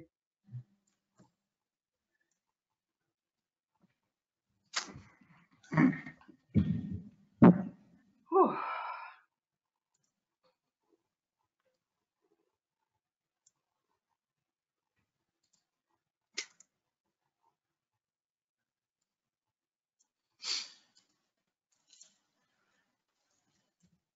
The Chesterfield County is 31.6%.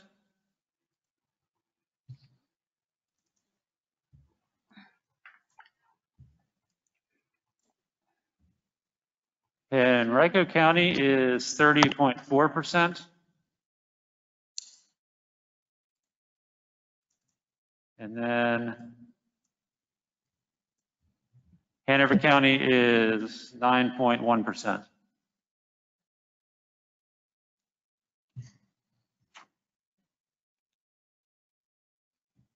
Delegate McQuinn, is that helpful?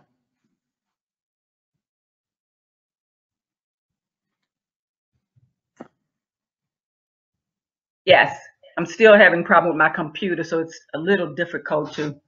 Yes, but yes, that helped. That's helpful. Thank you. Understood. Thank you.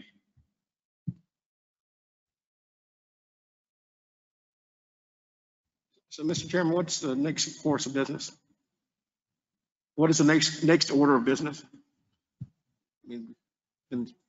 Yes, sir. So the guidance documents were the next item of business, which Mr. Gregory summarized. Correct. I believe those were on the floor for a motion. Does there need to be any review of those since we had to take a detour there? Move adoption. Motion by Mr. Brown. Second. I'm sorry, Mr. Hodges, second.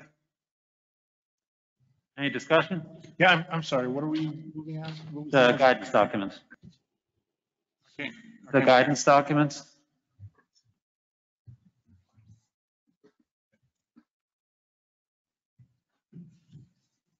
So I'm sorry, maybe, where are we with, do we have approved bylaws? We've adopted the bylaws, right, Mr. Chairman?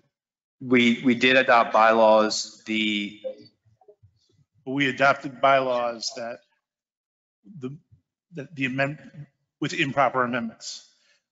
All the amendments passed except for the one pertaining to Article 3, subsection A. And the bylaws were approved subject to the amendments, but that amendment failed apparently. Right, so if my vote was assuming the amendments as presented when I voted, but they're not that way, then I was voting on inaccurate information. That doesn't seem right to me. I would suggest that a member who voted in the majority could make a motion to reconsider the bylaws.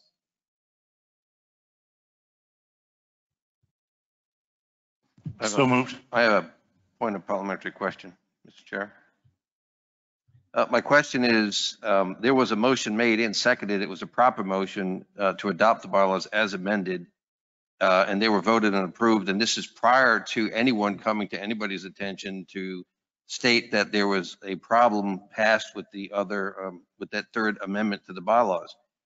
And so how can we invalidate a proper motion that was made and seconded and voted almost, I think, unanimously by this board? Why would we even have to go back and do it? We voted to approve them as we believe they were adopted, and everybody voted for it. Why do we have to undo that motion?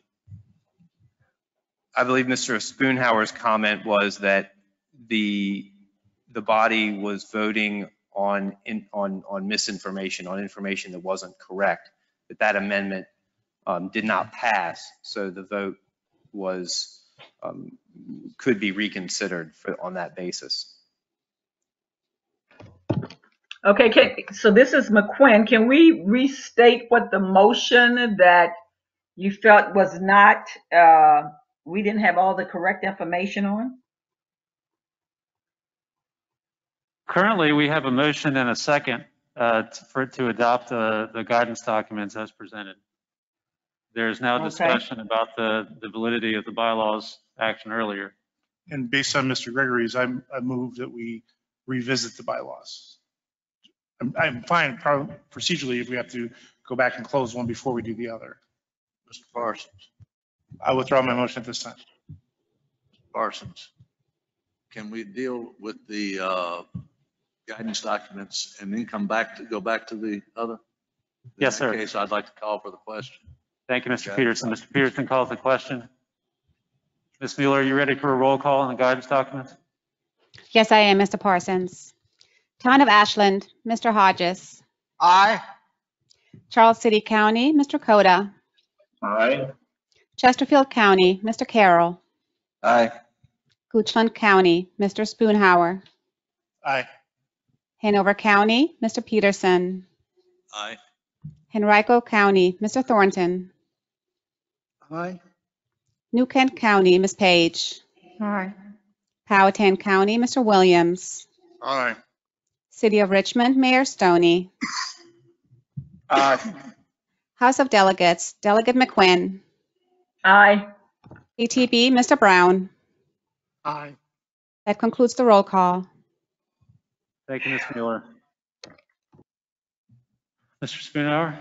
Yes, Mr. Chairman, I'd like to make a motion that we revisit the vote on the bylaws.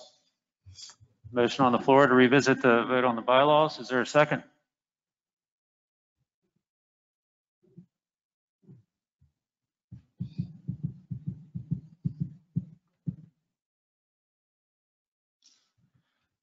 I don't hear a second.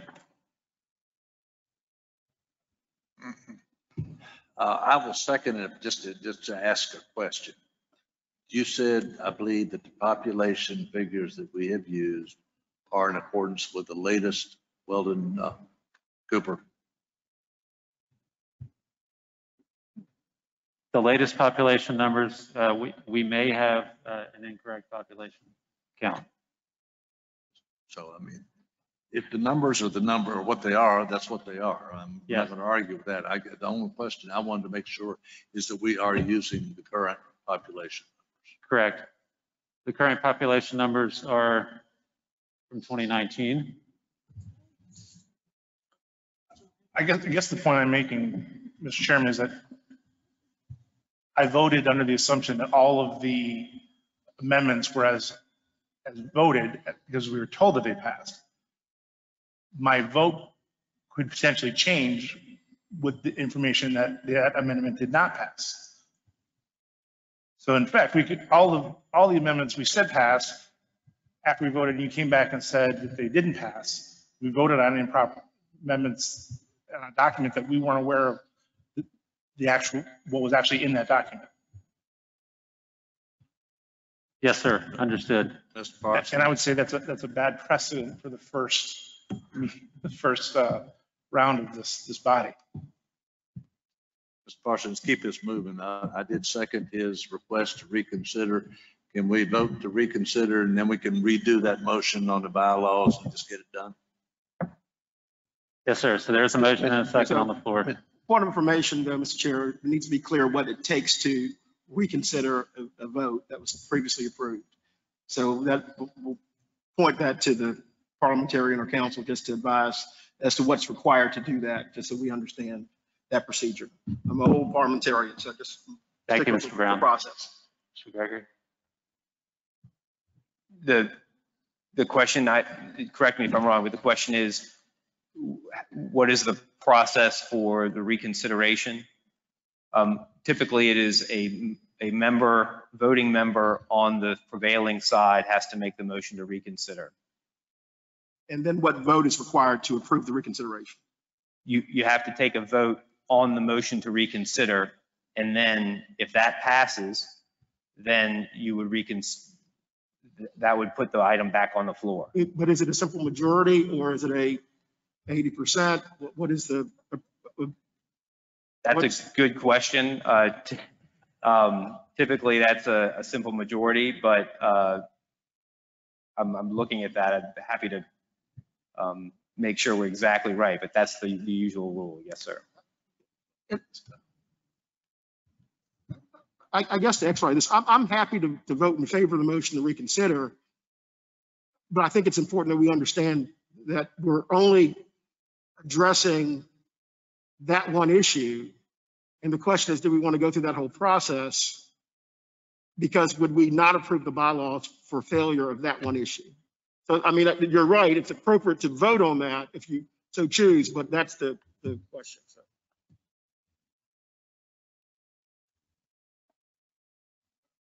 Mr. Parsons, I agree with Mr. Brown. The reason for reconsidering this, then obviously if we go back and do a vote with the knowledge of that amendment, then there's no question about what the vote is. The discussion is to go back and have a new vote without section The motion on 3A. the floor is to reconsider. We have to do that first.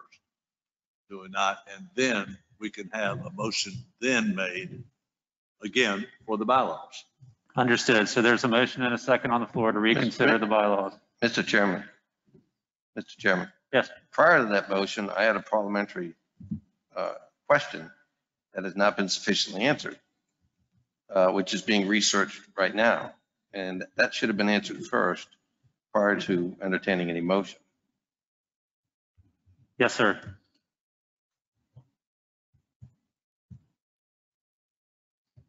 But It's been suggested we take a 5-minute break. some of us are going to have a hard stop at a certain point. So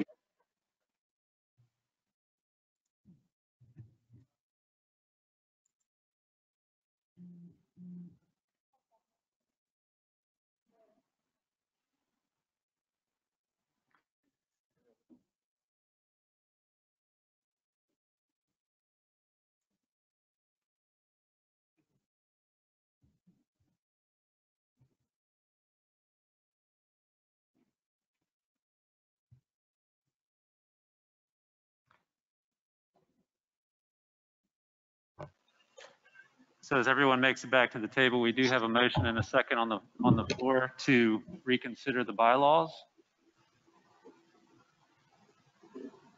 Ms. Mueller, I guess we need a roll call vote on that motion. Mr. Parsons, who did the motion and who did the second? Mr. Chair, Is there a possibility for additional discussion? I believe there was some conversation that occurred. Absolutely, Mr. Spoonhour.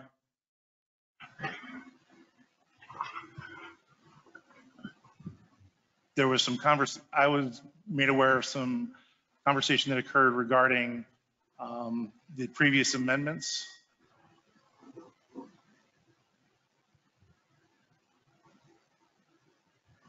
If I may, Mr. Parsons, members of the authority.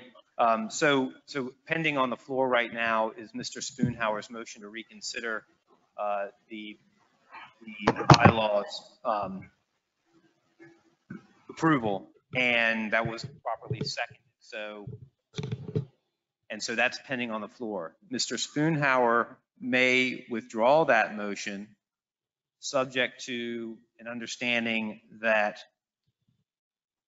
that amendment that's an issue to Article 3, subsection B, requiring that the voting members of the jurisdictions, that the authority shall annually elect from its voting members of the jurisdictions, a chair and vice chair, carry. I can only rule on votes that were actually taken. The understanding was, though, that did pass. So if the authority agrees with that, then I believe we can move forward on that basis. Mr. Chair, on the discussion, I am satisfied with my parliamentary inquiry that that other amendment, the third amendment, did not pass, and that we had a legal vote taken to adopt the bylaws as amended with the two amendments. Second. Thank you, Mr. Carroll. Mr. Thornton. I was going to add, Mr. Chairman, I think there is consensus to back what Mr. Carroll stated, that we are aware that 2 of the 3 amendments did pass, and the third did not. And so here in Richmond, my vote for the bylaws will not change.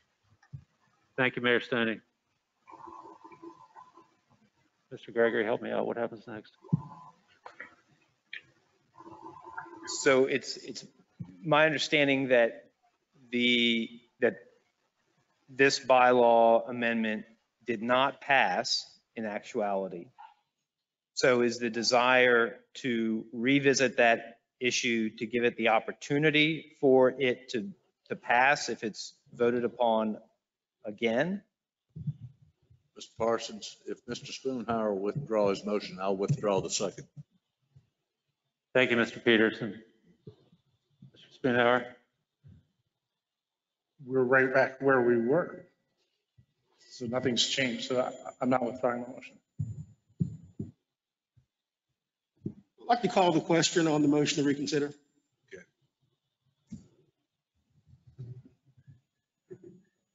Mr. Brown, I'm sorry, just call the question. I'd like to call the question on the motion to reconsider. Yes, sir. Ms. Mueller, question's been called. Let's take a roll call vote on the motion to reconsider. Yes, sir. Town of Ashland, Mr. Hodges.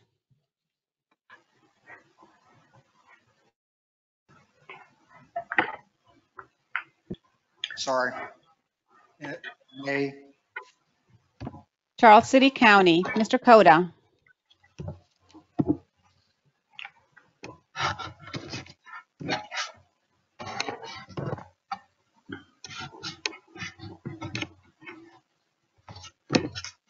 Moving on, Chesterfield County, Mr. Carroll. No. Goochland County, Mr. Spoonhour. Aye. Hanover County, Mr. Peterson. No. Henrico County, Mr. Thornton. Aye. New Kent County, Ms. Page. No. Powhatan County, Mr. Williams. No.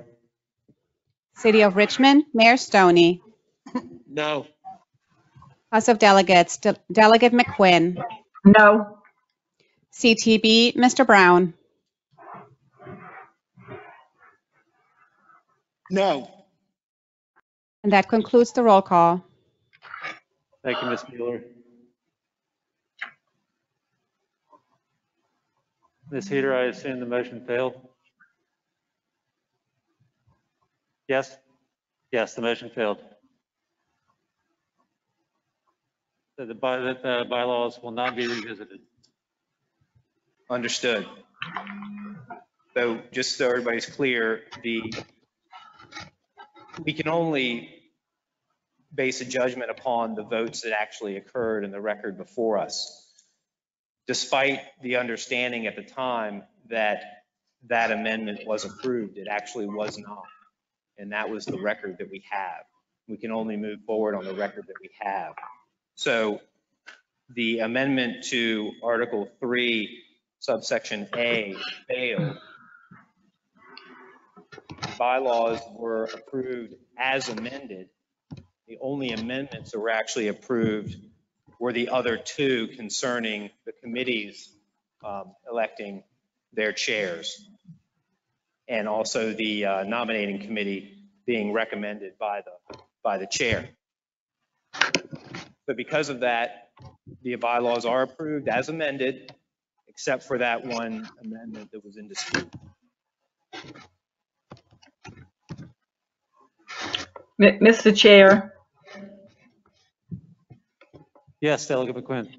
Yes, is it appropriate for me to make a statement at this time? I do have to get off, and I don't know what else will be occurring, but I have a 2 o'clock appropriation meeting that I must be on, and I had a special session meeting, but I was working through trying to hear what's going on with both of them at the time. But I wanted to make a statement if it's appropriate.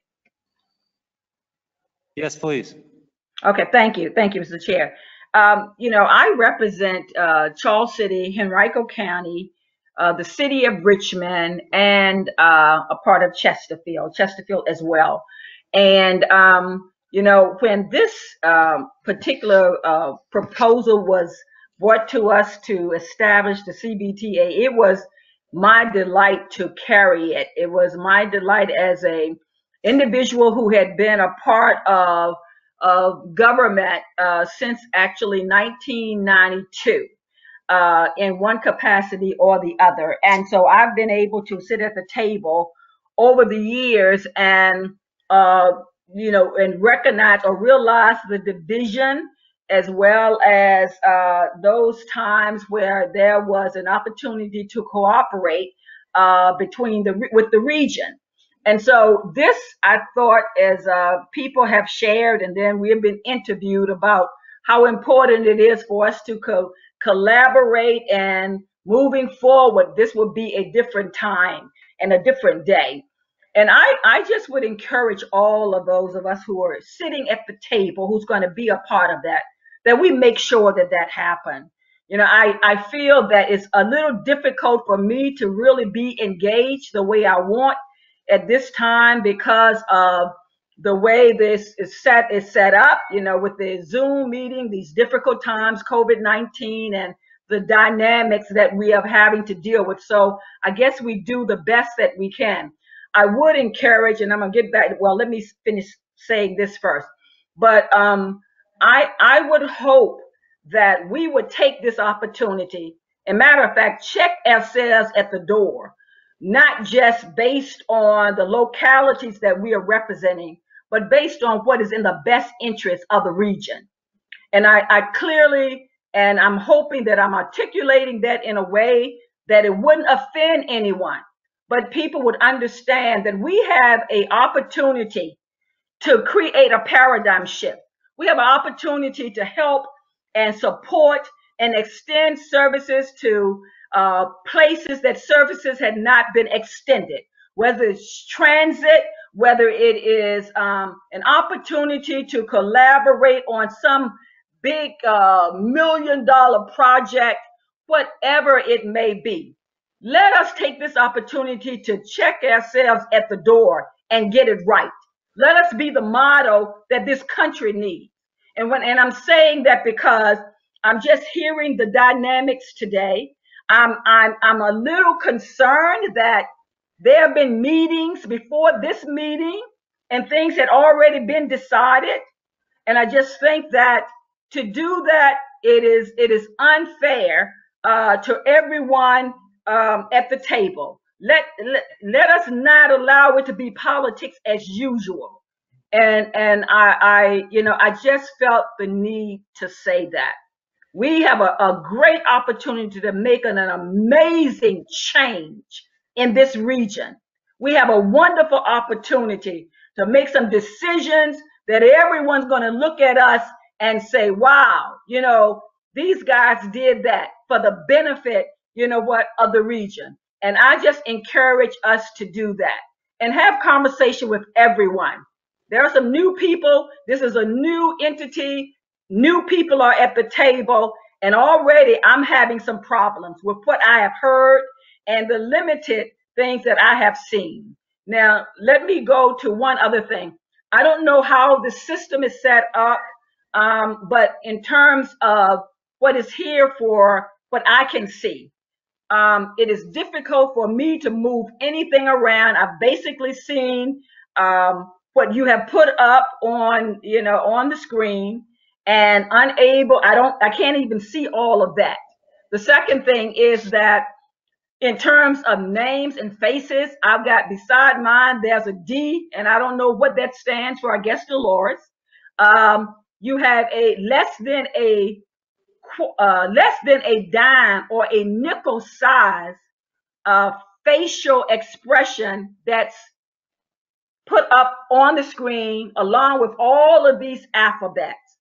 I have no clue what that is or who that is. And I guess it's basically the program. So we might want to look at that. It's been limited individuals all along the way who could not hear because of the technology that need to be addressed. And finally, I thank you. I thank you all for your service. I thank you for all of those who are going to be a part of this. I am looking forward to working with you. Do know this, that I am not a silent partner here at the table. I want the best for the region and all of those who have been left out of the equation. We have an opportunity to right some wrong. We have an opportunity to address equity issues. Let us do that at this time with this entity, knowing that ultimately we're going to make a tremendous difference in the lives of people in the localities across this region. Again, thank you. And I hold on 1 minute in case someone needs to respond to what I've said. If not, then I need to get off so I can get on the appropriation meeting at 2:00. Thank you very much, Delegate McQuinn, for your wise words. You're so welcome. Yes, ma'am. Ms. Page. Oh. I didn't say anything, but I will take this opportunity to thank Delegate Gwen for all of your efforts in getting this passed. Surely it will help all of the localities that are seated at the table today. Appreciate all of your efforts and look forward to this region being the model for other regions that stand in the very same needs that we do. So, ma'am, I thank you. And thank you. And thank you. The next item on the agenda is election of CVTA officers. I would welcome nominations from the floor for the position of chair. Mr. Chair, Mr. Carroll. I would like to nominate Frank Thornton from Henrico County as chair. Second. Mr. Williams with a second. Mr. Carroll nominates Mr. Thornton with a second by Mr. Williams. Mr. Chair? Any discussion?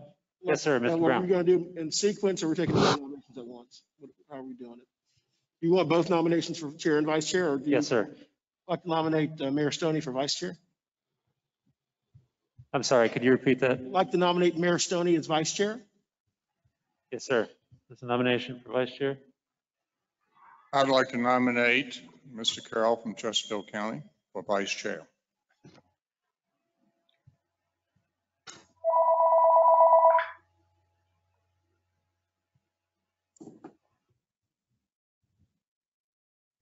Any other nominations on the floor?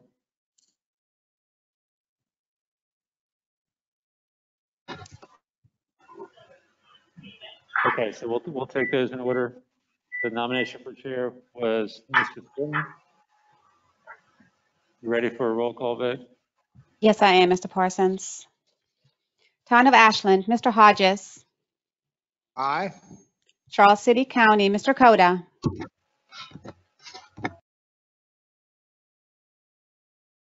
Chesterfield County, Mr. Carroll. I vote for Mr. Thornton, yes. Goochland County, Mr. Spoonhour. I'm sorry, are we voting for the whole slate or just for the nominations? Question. It's just for the nominations, correct? The question pending is for the nomination of the chair, Mr. Thornton. Aye. Hanover County, Mr. Peterson. Aye. Henrico County, Mr. Thornton.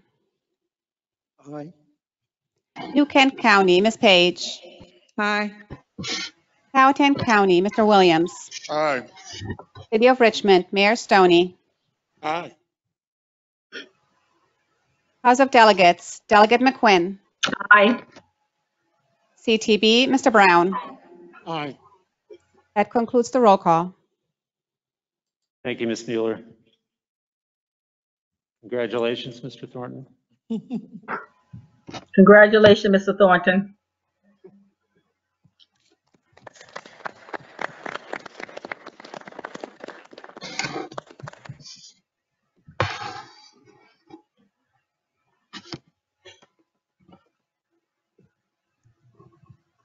Thank you to my colleagues. And thank you to all who really care about the new baby and the new creature. And that's called the CVTA. Thanks for having confidence in us, and you're going to have to be supportive. I would just like to say, since our meeting has been extended, that this is a regional thrust that we have here. This region has changed because of this new baby and new creature. And so we want to make sure that we do our best, that we go ahead. Now, Mr. Chairman, I think also, Mr. Gregory, for the membership part there, I think this, that has been changed. Yes, sir. We still have nominations for vice chair to consider. Okay, so that will be taken care of at a different time. Those votes are happening now. Yes, sir. Yeah, Mr. Chair, you would conduct the election of the vice chair at this time. The nominees are Mr. Stoney and Mr. Carroll. You should take those nominations in order. So Mr. Stoney was nominated first, and so you can conduct the election of the vice chair with Mr. Stoney's nomination being taken Some of you have to come first. a little closer to your mic so I can hear. Okay, there were two nominations for the position of vice chair. They were made in order. Mr. Stoney was nominated first, and Mr. Carroll was nominated second.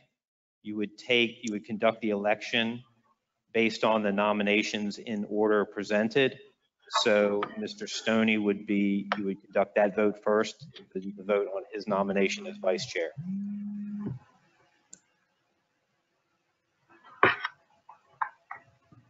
We have to carry that. Yes, sir. I recommend you request Ms. Mueller to conduct the roll call vote on the nomination of Mr. Stoney as vice chair.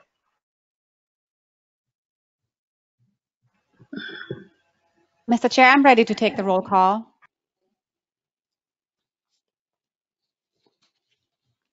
Town of Ashland, Mr. Hodges. Aye. Charles City County, Mr. Coda. Chesterfield County, Mr. Carroll. Nay. Goochland County, Mr. Spoonhour. Hey. Hanover County, Mr. Peterson. Hey. Henrico County, Mr. Thornton.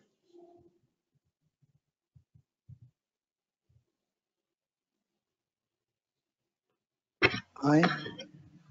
New Kent County, Ms. Page. Aye. Powhatan County, Mr. Williams.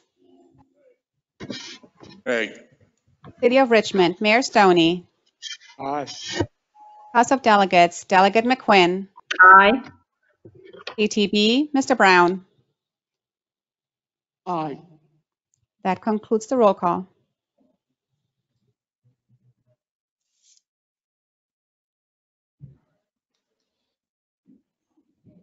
Ms. Mueller, did Mr. Coda record a vote? He has not. Mr. Cota did not record a vote.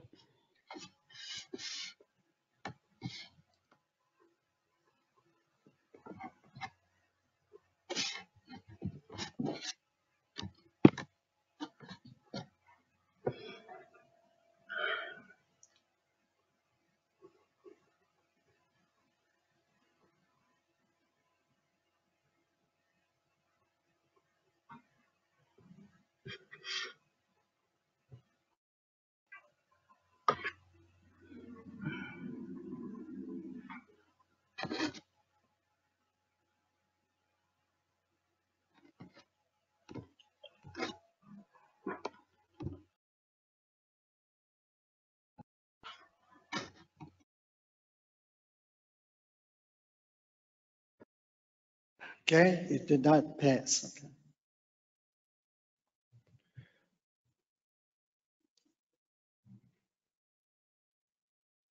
So the next item is the nomination of Mr. Carroll as vice chair. Mr. Chair? Yes. Yes, have there been sufficient vote based on the first vote for vice chair? Are those the majority of the votes? Good question. Yes, Mr. Chair, the vote failed based on the tool that was developed according to the state code. It's not a simple majority vote.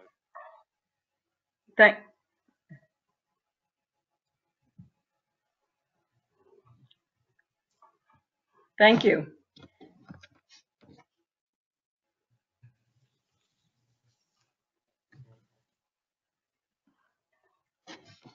What's in this part? I can't hear it.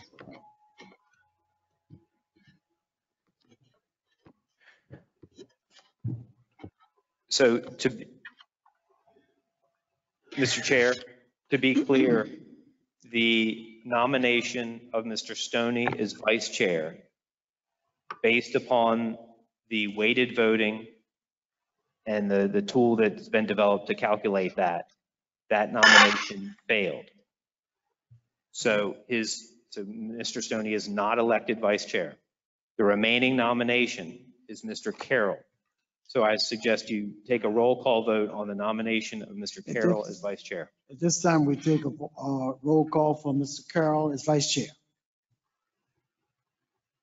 Thank you, Mr. Chair. May I ask who made the motion and who seconded Mr. Carroll as vice chair, please? I believe it was Mr. Williams that nominated Mr. Carroll. That is correct.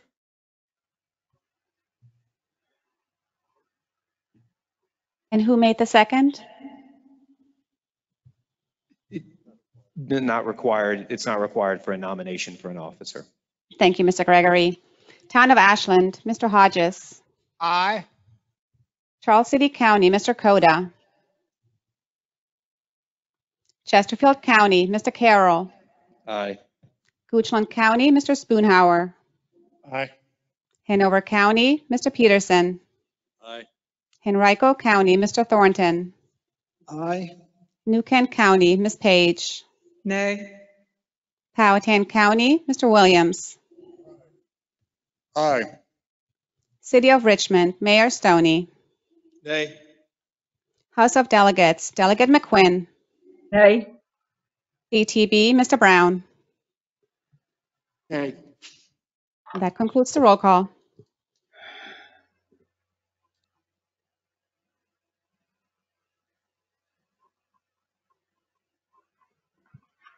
The nomination was approved. Nomination was approved. So Mr. Carroll is elected vice chair. Okay, at this time, Mr. Mr. Carroll Chair, is Mr. Chairman, vice Mr. Chair. chair, Mr. Chair, point of order. according to the vote. Mr. Chair, point of order. That would not be consistent with the other votes. Question? Mr. Chair, yeah, we get the detail on that vote? Because that would not seem to be consistent with the outcome of the other votes. The weighting. Oh, it's a way, I'm not sure.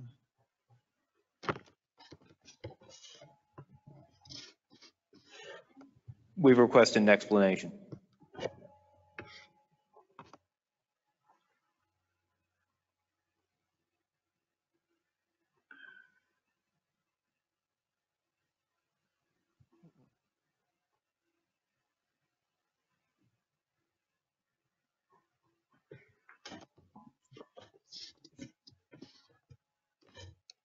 Nicole, Ms. Mueller? Ms. Mueller, Yes, Mr. Parsons. could you please read back to us the vote as you recorded it on Mr. Carroll's nomination as vice chair? Mr. Gregory, I'm not recording the votes per se because Ms. Heater is using the voting table.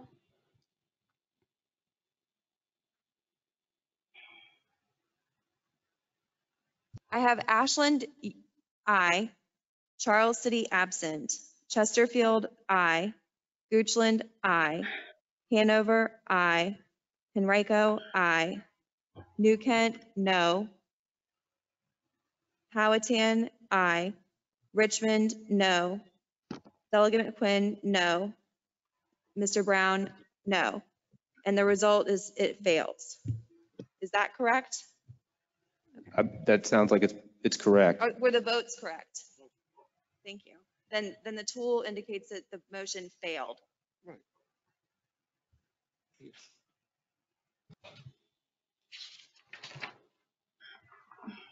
Mr. Chairman, can I suggest that there be a 10-minute caucus? We recess for 5 minutes, 5-minute recess. Mr. Brown, would you pull your mic closer to you, please? Can I request a 5-minute recess? 5-minute recess? Yes. I don't have a problem with that, okay? Let's just have a 5-minute recess.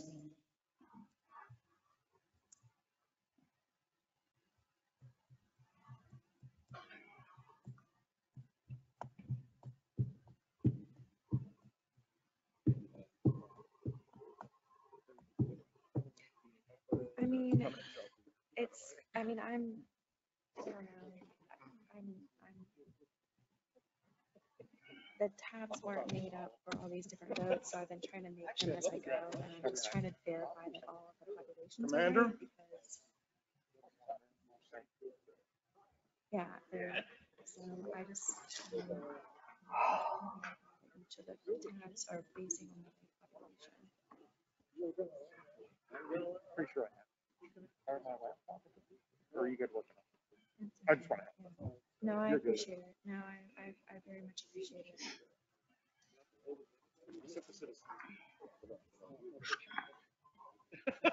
For 3.5 years. That one was wrong. Yeah, I'm gonna get this card. I mean, it doesn't matter, because that was, so this was the Stony vote.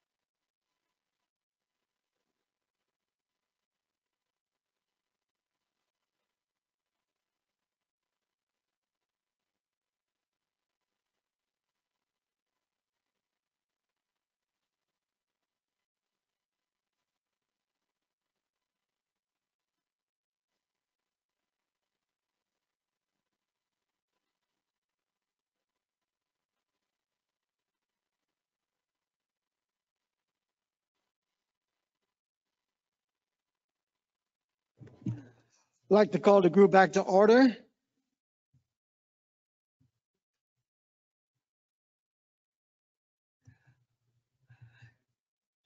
And our first order of business, I think, is to take a look at the re-elect the vice chair. Okay? Mr. Thornton, if I might. Now that we're back into order, the first order of business is the election of the vice chair. Just so everybody is comfortable, I would recommend the following process to be followed. A nomination of the vice chair, a vote on the nomination. Once that is concluded, the next order of business on the agenda is the establishment of the CVTA Finance Committee. Due to the bylaws that you adopted earlier, the 2 other seats of the 5-member Finance Committee need to be elected by this body. Immediately after the vice chair election, the floor will be open for nominations one at a time for those remaining 2 seats on the Finance Committee. Mr. Thornton will conduct that election and we'll have a roll call vote on each of those nominations. Once the Finance Committee membership is established, the authority will take a recess to allow the Finance Committee to immediately be called to order for the election of the chair and vice chair of the Finance Committee. Mr. Parsons will call that meeting to order and conduct the election of the chair of the Finance Committee. That election will occur. Once that election occurs, the Finance Committee chair will conduct the election of the vice chair. Once that business is concluded, the Finance Committee, unless there's nothing else on the table, and we don't expect there to be, the Finance Committee will adjourn, and this authority will be brought back into order, and we will conclude this meeting with any remaining business matters, and anything else can be put off to the next meeting. Mr. Chairman. Mr. Chairman. Yes. I'd like to nominate Mr. Carroll from Chesterfield for vice chair.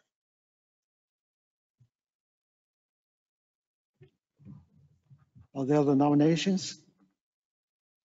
Not hearing any. The chair closes. Mr. Carroll of Chesterfield.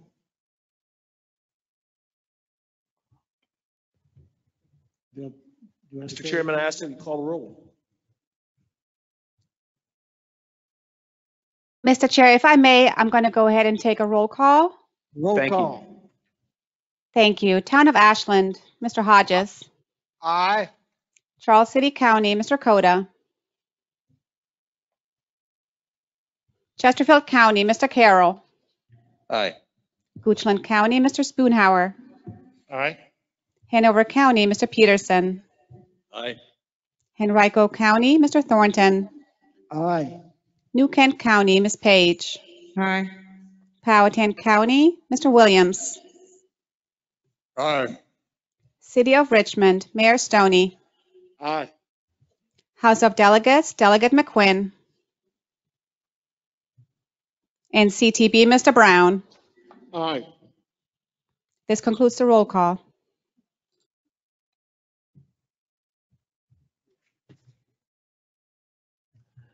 Congratulations, Mr. Carroll. Mr. Carroll is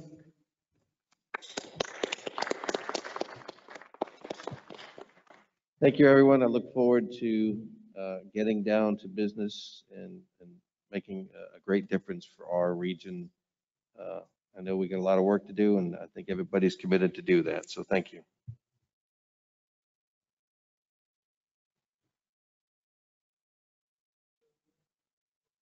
Mr. Chair, as I mentioned earlier, the next order of business would be the election of the 2 remaining members of the Finance Committee.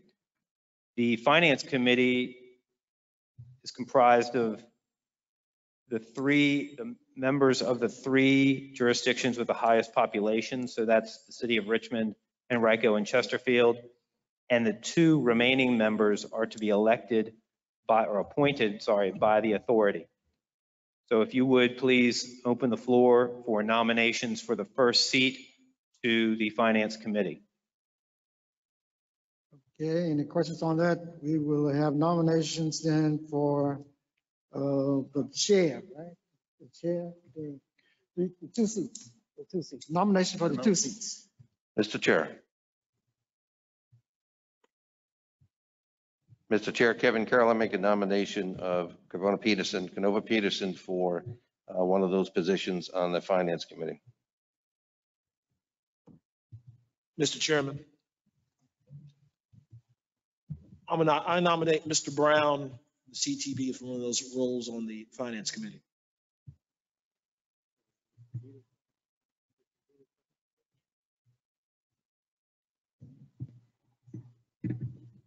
Any other nominations? So I heard the nomination, Mr. Brown, and also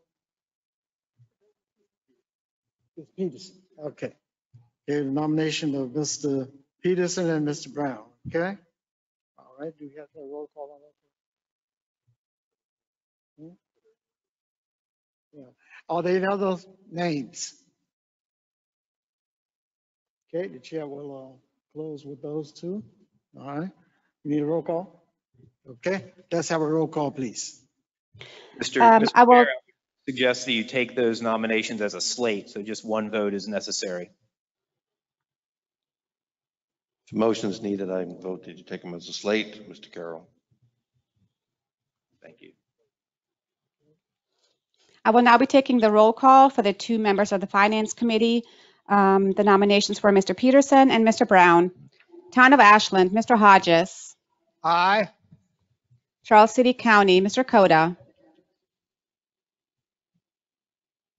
Chesterfield County, Mr. Carroll. Aye. Goochland County, Mr. Spoonhour. Aye. Hanover County, Mr. Peterson. Aye. Henrico County, Mr. Thornton. Aye. New Kent County, Ms. Page. Aye. Powhatan County, Mr. Williams. Aye. City of Richmond, Mayor Stoney. Aye. House of Delegates, Delegate McQuinn. And the CTB, Mr. Brown. Aye. That concludes the roll call.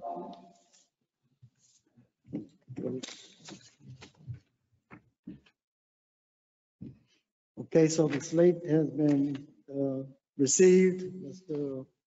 Peterson and Mr. Brown. Okay. So, Mr. Chair, would suggest that this body take a 10-minute recess to allow the Finance Committee to be brought to order and conduct their elections of chair and vice chair. Okay, let us take a short 10-minute break so that the Finance Committee can come up and do its due diligence, okay? Right. Now, All right. nobody needs to leave. We'll just conduct the meeting right here, right now.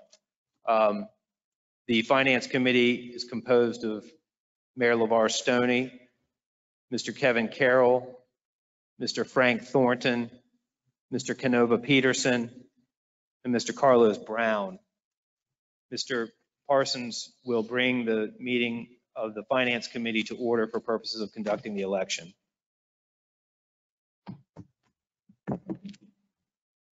I'll bring this meeting of the CVTA Finance Committee to order.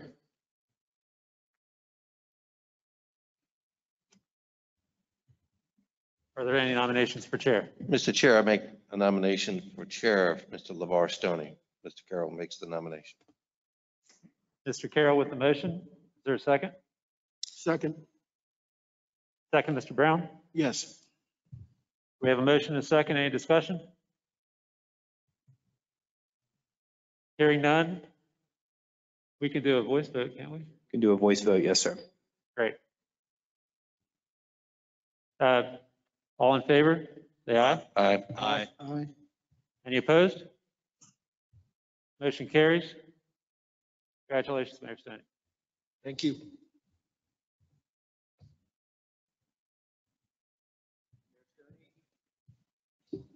Mayor Stoney, as chair of the CVTA Finance Committee, it is now your immediate duty to conduct the election of the vice chair of the Finance Committee.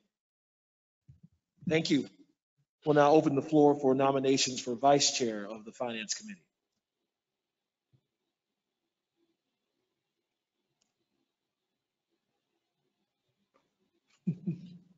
Somebody has to. Nominate Mr. Peterson.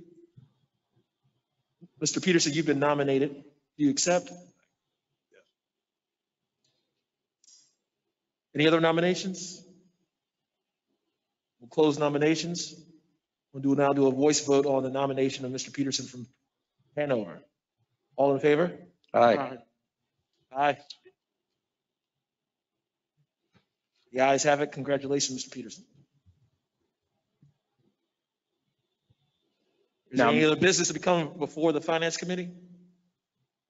Seeing none, the meeting's adjourned. Quick meeting. Thank goodness. All right, the Finance Committee is adjourned. Now the authority can be called back to order for the remaining matters, if any. Okay, and, any other action we have to take on that? That's it for that? Okay. Then we go to B, the Technical Advisory Committee.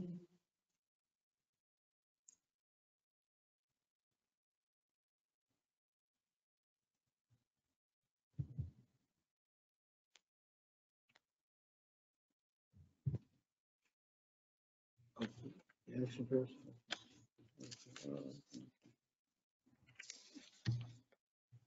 Okay, so we want to get ahead of ourselves. We do need to have some requested action, and that is a motion to authorize the committee to undertake the following priorities. And we're talking about now the Finance Committee.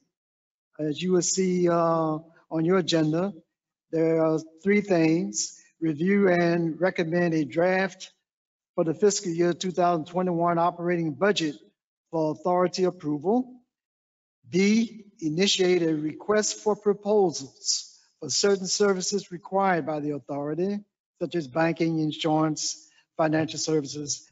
C, review and recommend a draft agreement for revenue transfers with the Virginia Department of Transportation. That is on the floor. Could I get a motion? Could I get a motion? So moved. Second, Mr. Carroll. Motion has been made and brought to second. Is there other persons like to add anything? Any other statements? If not, then the action is, we have to go through also the process of roll call. Yes, Roll call Mr. time. Chair. Because I'm virtual, I know Mr. Carroll made the second. Who made the motion? I did, Mayor Stoney. Thank you, Mayor Stoney.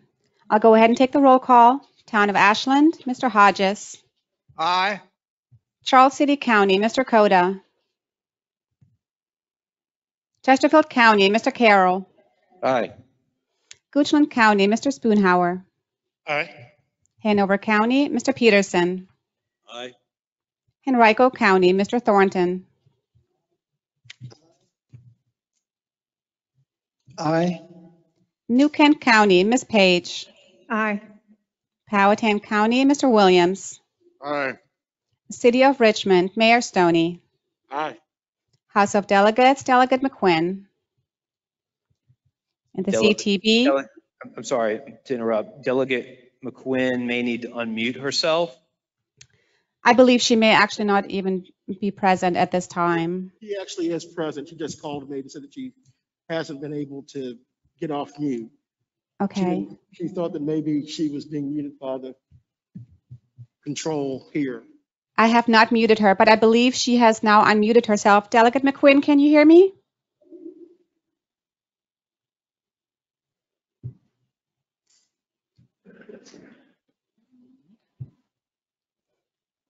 I can see that her microphone is unmuted. I'm not sure if she can cast her vote. Is there a dial-in option that she can exercise? I'm sorry. Is there a dial-in option that she could exercise? Yeah, there is a dial-in option if she would like to exercise that. As a practical matter, I don't believe her vote will be necessary to allow this item to pass. But I certainly respect her desire to want to cast a vote.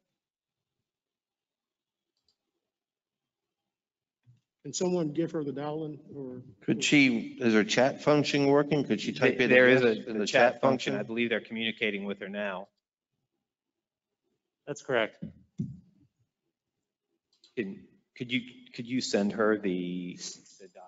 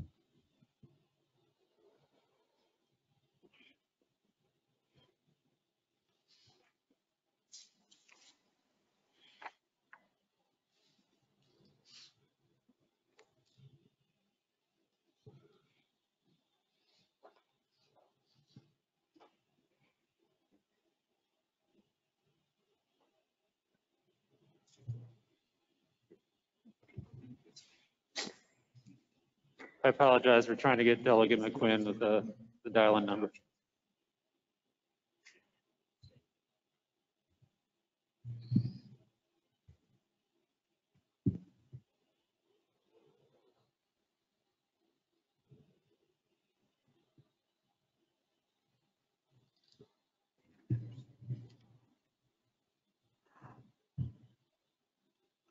Okay, this time as we go toward completion of our auspicious day, for B, the CVTA Technical Advisory Committee, we're not taking that up at this time. We'll discuss that at the next meeting. Mr. Chairman, Mr. Thornton, I'm sorry. We haven't concluded the vote on that matter, so we're still waiting on Delegate McQuinn, hopefully, to call in. But Ms. Mueller, can you perhaps go through the rest of the roll call? I can. And then while we're waiting, we can come back. The last one would be CTB, Mr. Brown. Aye.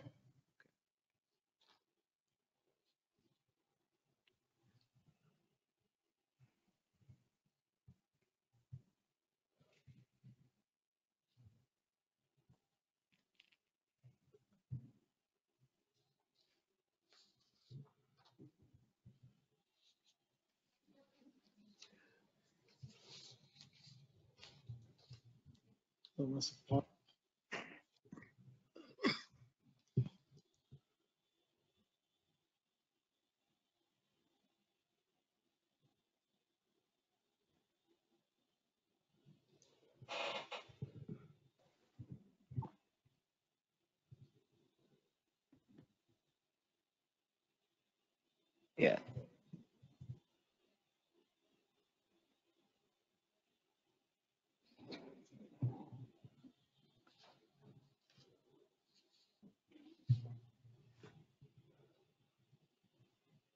At this time, could we move on? Yes, Mr. Chair. The motion carried, so even without her vote. And so we'll just have to chalk this one up to technical difficulty. As we go to number 4, we have adoption of schedule for regular board meeting dates. And I think they're being established as we speak. We're getting suggestions on those. Is that right? Yes, Mr. Chair. Staff is going to follow up with the members, trying to schedule that date right now, right here would probably present a lot of difficulties. So staff will be in touch with the members to schedule the next meeting. So what is the suggested date for the next meeting? Is there one?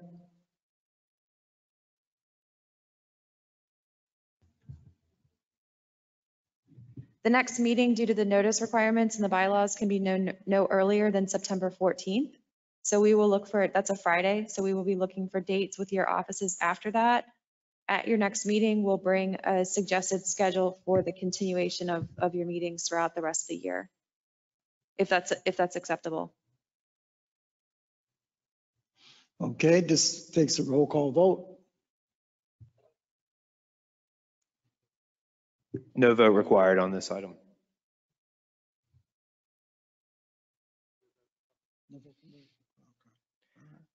The remaining matter is under new business, if Mr. Parsons wants to address the other matters under item B on page 3. Yes, thank you. The next item under new business, briefly, and this is all according to the code section.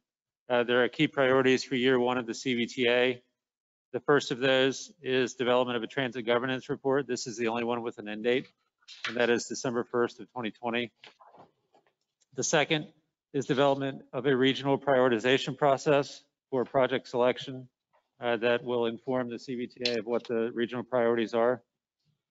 The next, item 1C, is the development of a regional public transportation plan, and the code outlines the plan is the work of GRTC in consultation with RTPO. And then the final is the local funding process, which is to establish the avenues for collected revenues to make their way to member jurisdictions for the 50% contributions. All of the technical committee, the finance committee will take these matters up as they begin to meet and report back to this body as findings are developed. Be happy to take any questions. I understand the time.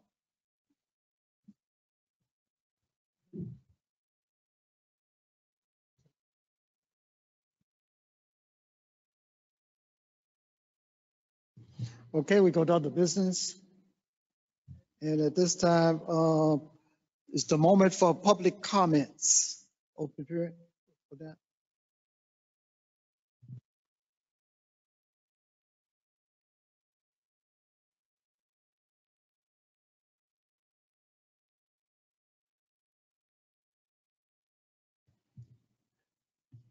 I apologize. Let's go to action requested of a motion to accept the offer of support services for Plan RVA and to direct the Finance Committee to initiate an agreement.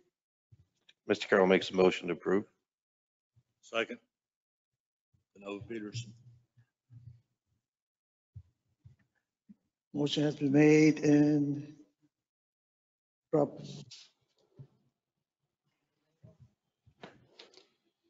Mr. Chair, this is Ms. Mueller. I can go ahead and take the roll call. Roll call vote. Town of Ashland, Mr. Hodges. Aye. Charles City County, Mr. Coda. Chesterfield County, Mr. Carroll. Aye. Goochland County, Mr. Spoonhour. Aye. Hanover County, Mr. Peterson. Aye. Henrico County, Mr. Thornton. Aye. New Kent County, Ms. Page. Aye. Powhatan County, Mr. Williams. Aye. City of Richmond, Mayor Zoney. Aye. House of Delegates, Delegate McQuinn. Delegate McQuinn is saying she's muted on the phone as well. Okay, I'm looking at the roster. As far as I can see, her microphone is unmuted.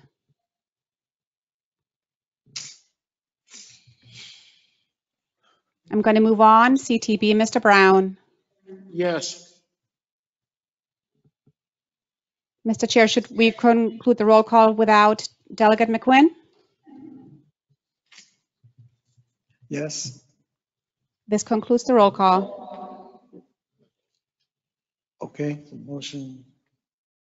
Okay, motion is approved. Okay. Other business down there? Okay, we're going to see now. This is the moment for public comment period. Is there anyone in the audience who would like to speak to this body in any way, this is the moment. Mr. Chairman, if I can recommend, um, let's approach this in phases. If there's anyone in the room with us presently, do that in one section. If there's anyone that is online with us, we'll do that in another section. And then anyone that's on the phone only, approach that. I do have a request in the chat for public comment, if you wanted to start there. Yes. Okay, Mr. Nelson Reevely, you can unmute yourself. Yes, good afternoon, everyone. My name is Nelson Reevely, and I'll be brief, but I'm a resident of Henrico County, and I'm the Director of Operations with RVA Rapid Transit. RVA Rapid Transit is an organization dedicated to organizing, educating, and advocating for the broad benefits of regional public transportation. And we just want to applaud all the work that has been done and gone into making the CVTA possible, and all the work everyone has put in today as well. It is so good in this significant step toward regional transit, and we will do all that we can to support it because frequent, far-reaching public transit affords folks the chance to lead healthier, more productive, and more interconnected lives, whether they're able to walk to a bus stop from their front door or hop on it from a park and ride. So thank you to everyone serving on the CVTA for this crucial demonstration of regional cooperation on public transit and transportation at large. Grace and peace to you all. Thank you. I have another request in the chat from a Miss Laura Pilati. You can unmute yourself, please.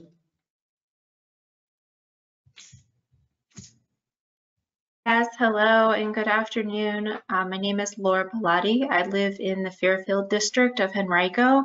Would like to congratulate Mr. Thornton on his appointment to chair and just thank this group for the work that has been done to establish the group.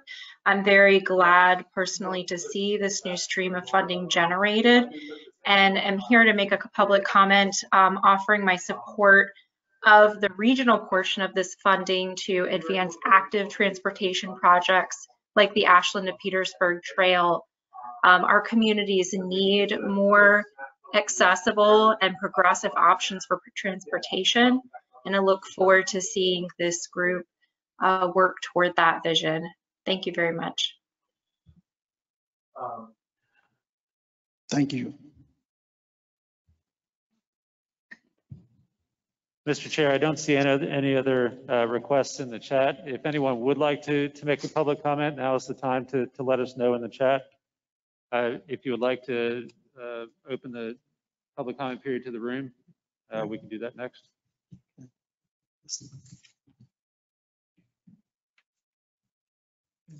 We don't have anyone registered to speak in person. All right. Oh. Yeah, I'd ask to go to the microphone in the corner.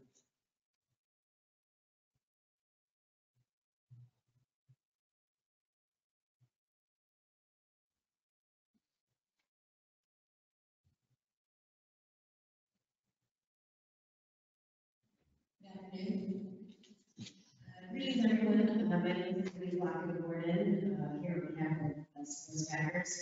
We actively supported the legislation that established CVTA this year, General Assembly. So extremely pleased to see this group convened today and see a new funding stream that can support transportation across the region, particularly active transportation. And so as you are thinking about uses for this stream, particularly that 35% regional allocation. Certainly, I think that the Ashland to Petersburg Trail, as Ms. Pilati alluded to earlier, is a great regional project that is prime and ready to go. The Virginia Department of Transportation concluded their feasibility study on this trail earlier this year. And this regional trail courses through 7 localities through this planning district, as well as 2 in the Crater Planning District. It touches a number of local public schools, about 4 universities, 2 community colleges, a slew of businesses and parks and other amenities along the way. So when you're thinking about a true regional transportation project, consider the Ashland to Petersburg Trail when you're thinking about that regional allotment. Thank you. Thank you for those comments. I have another request from the chat for Miss Lakeisha Allen. You can unmute, please.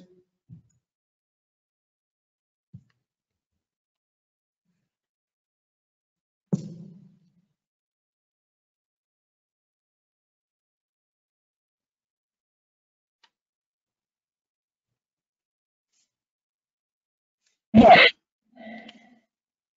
Hi, my name is Lakeisha Allen, and I'm glad to see that this new stream of funding generated and support regional proportion events and active transportation projects such as the Ashland to Petersburg Trail. Because as an active community advocate, I have young adults who bike, walk, and use public transportation as a means to get to college. Being at a disadvantage of not being able to afford housing, they push to make sure that they are attending college classes and even work study that they may have obtained on campus. As someone who has watched these children grow up, I would be more at ease to know that there are safe routes and spaces for them to ride. These are first generation college students and they have the world on their shoulders. Their public safety of getting an education shouldn't be their everyday worry. Thank you. Thank you. Any others on chat? Mr. Chair, I don't see any other requests for public comment. I want to see if there's anyone on the phone that just wants to signify themselves audibly. Okay. All right. Let us then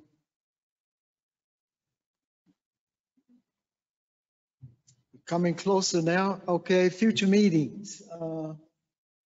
You would have a list with you, and some of these topics we'll probably cover. And I think you have, I'll just go with a few of these. CVTA organizational meeting, establish technical advisory committee and finance committee, adopt budget, review and report on transit governance structure, establish regional project prioritization process, develop regional transit plan, make staffing decisions, distribute payments to localities and GRTC, and of course, audit. So those are some of the possible topics that this august group will cover. Any questions on that, anyone? Next, we move then to CVTA members' comments. Any of you around the table today? Any comments that any of you have like to share?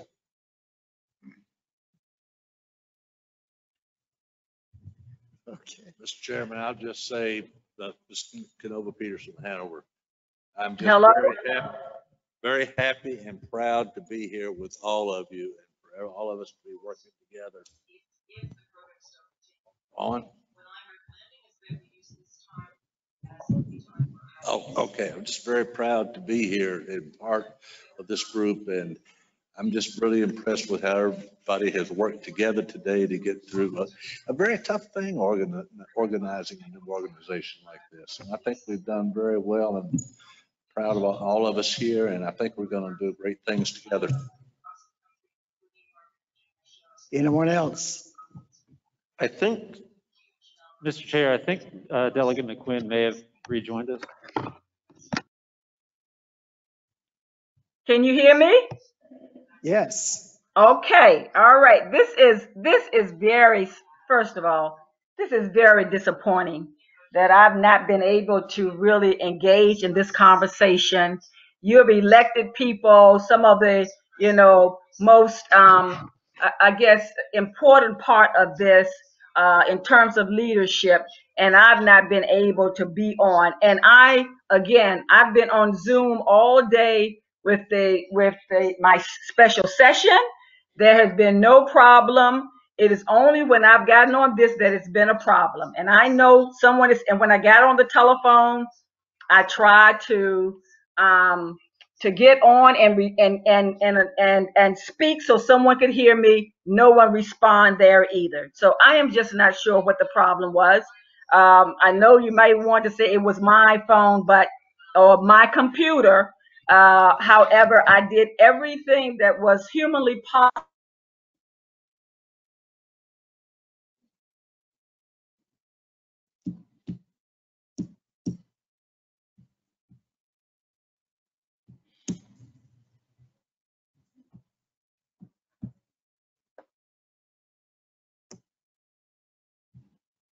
Did we lose her?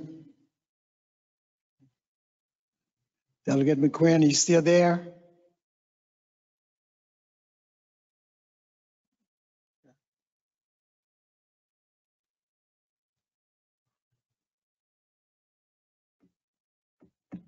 Leadership, there is not one woman.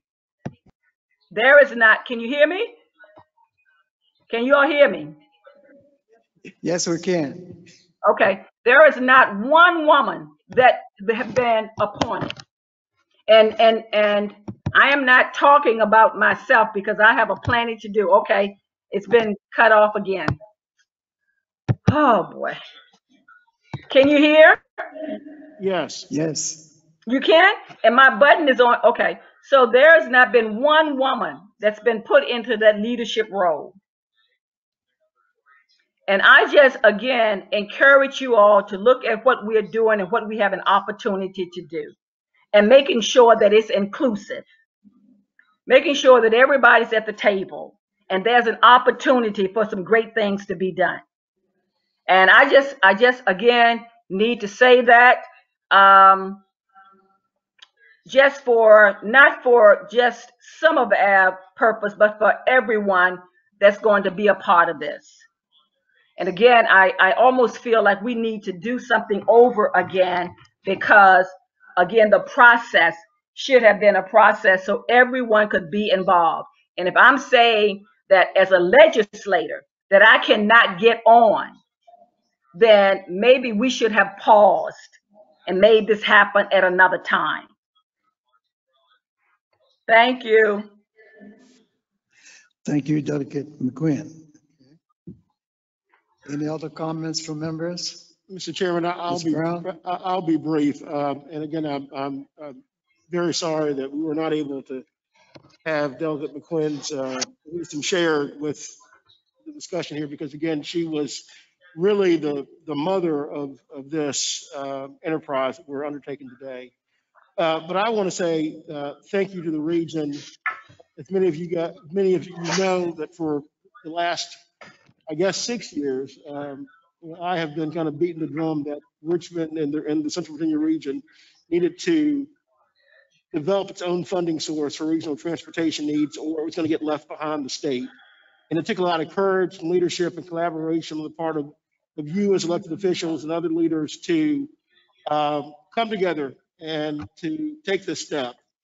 And although, it was a little bit of engagement today and debate, I think that we are still better off at 3 o'clock today than we were at 11 o'clock today as a region.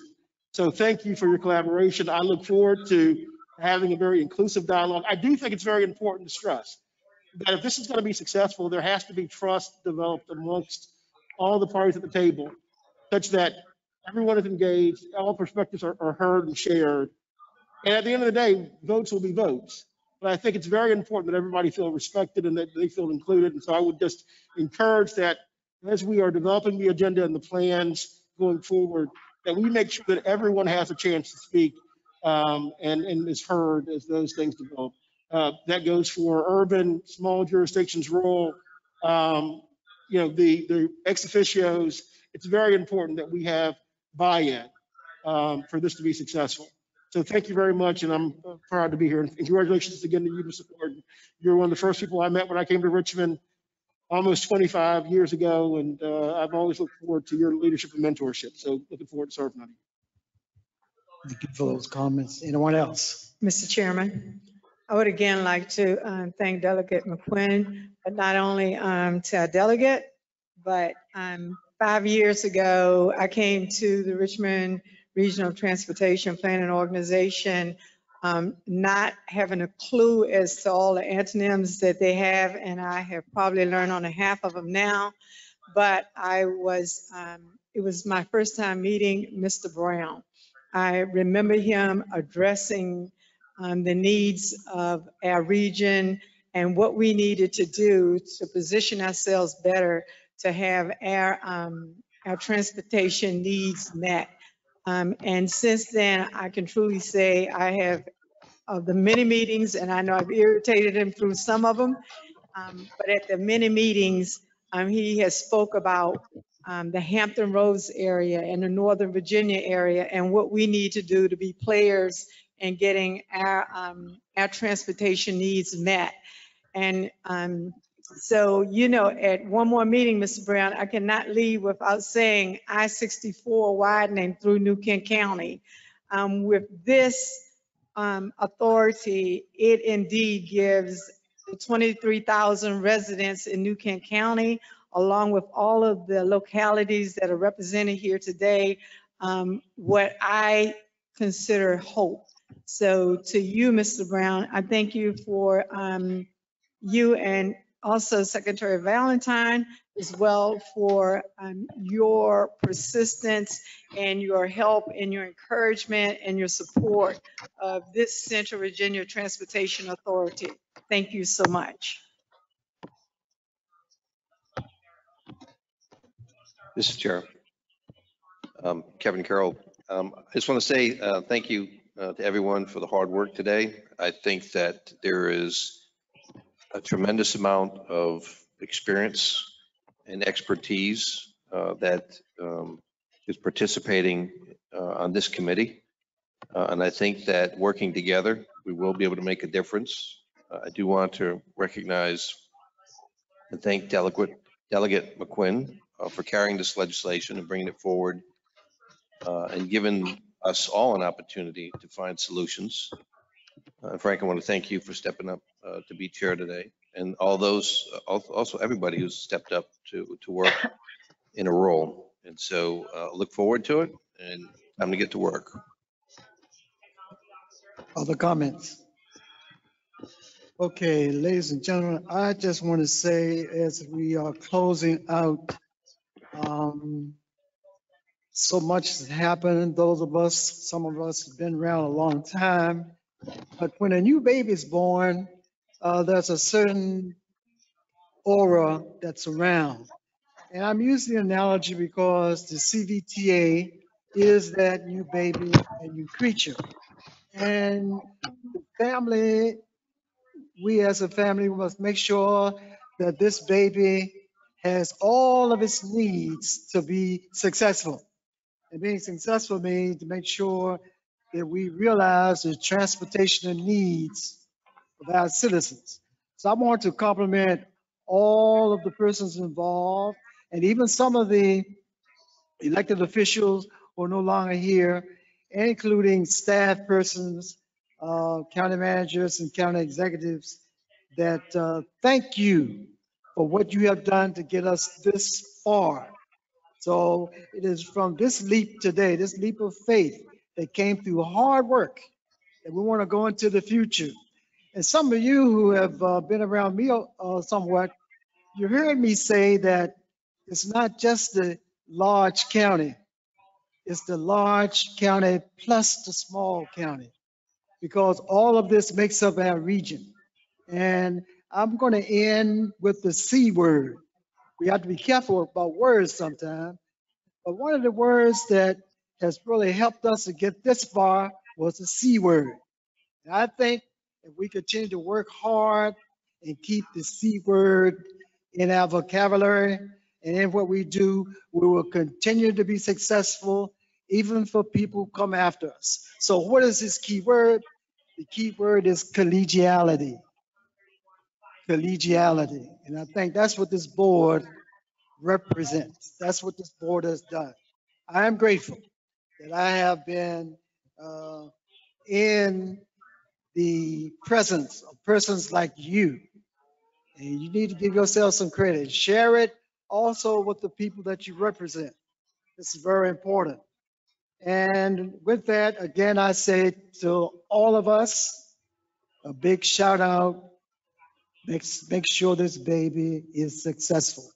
It may have been a little bumpy because when a baby comes in the world, a little bumpy, but we're going to smooth it out.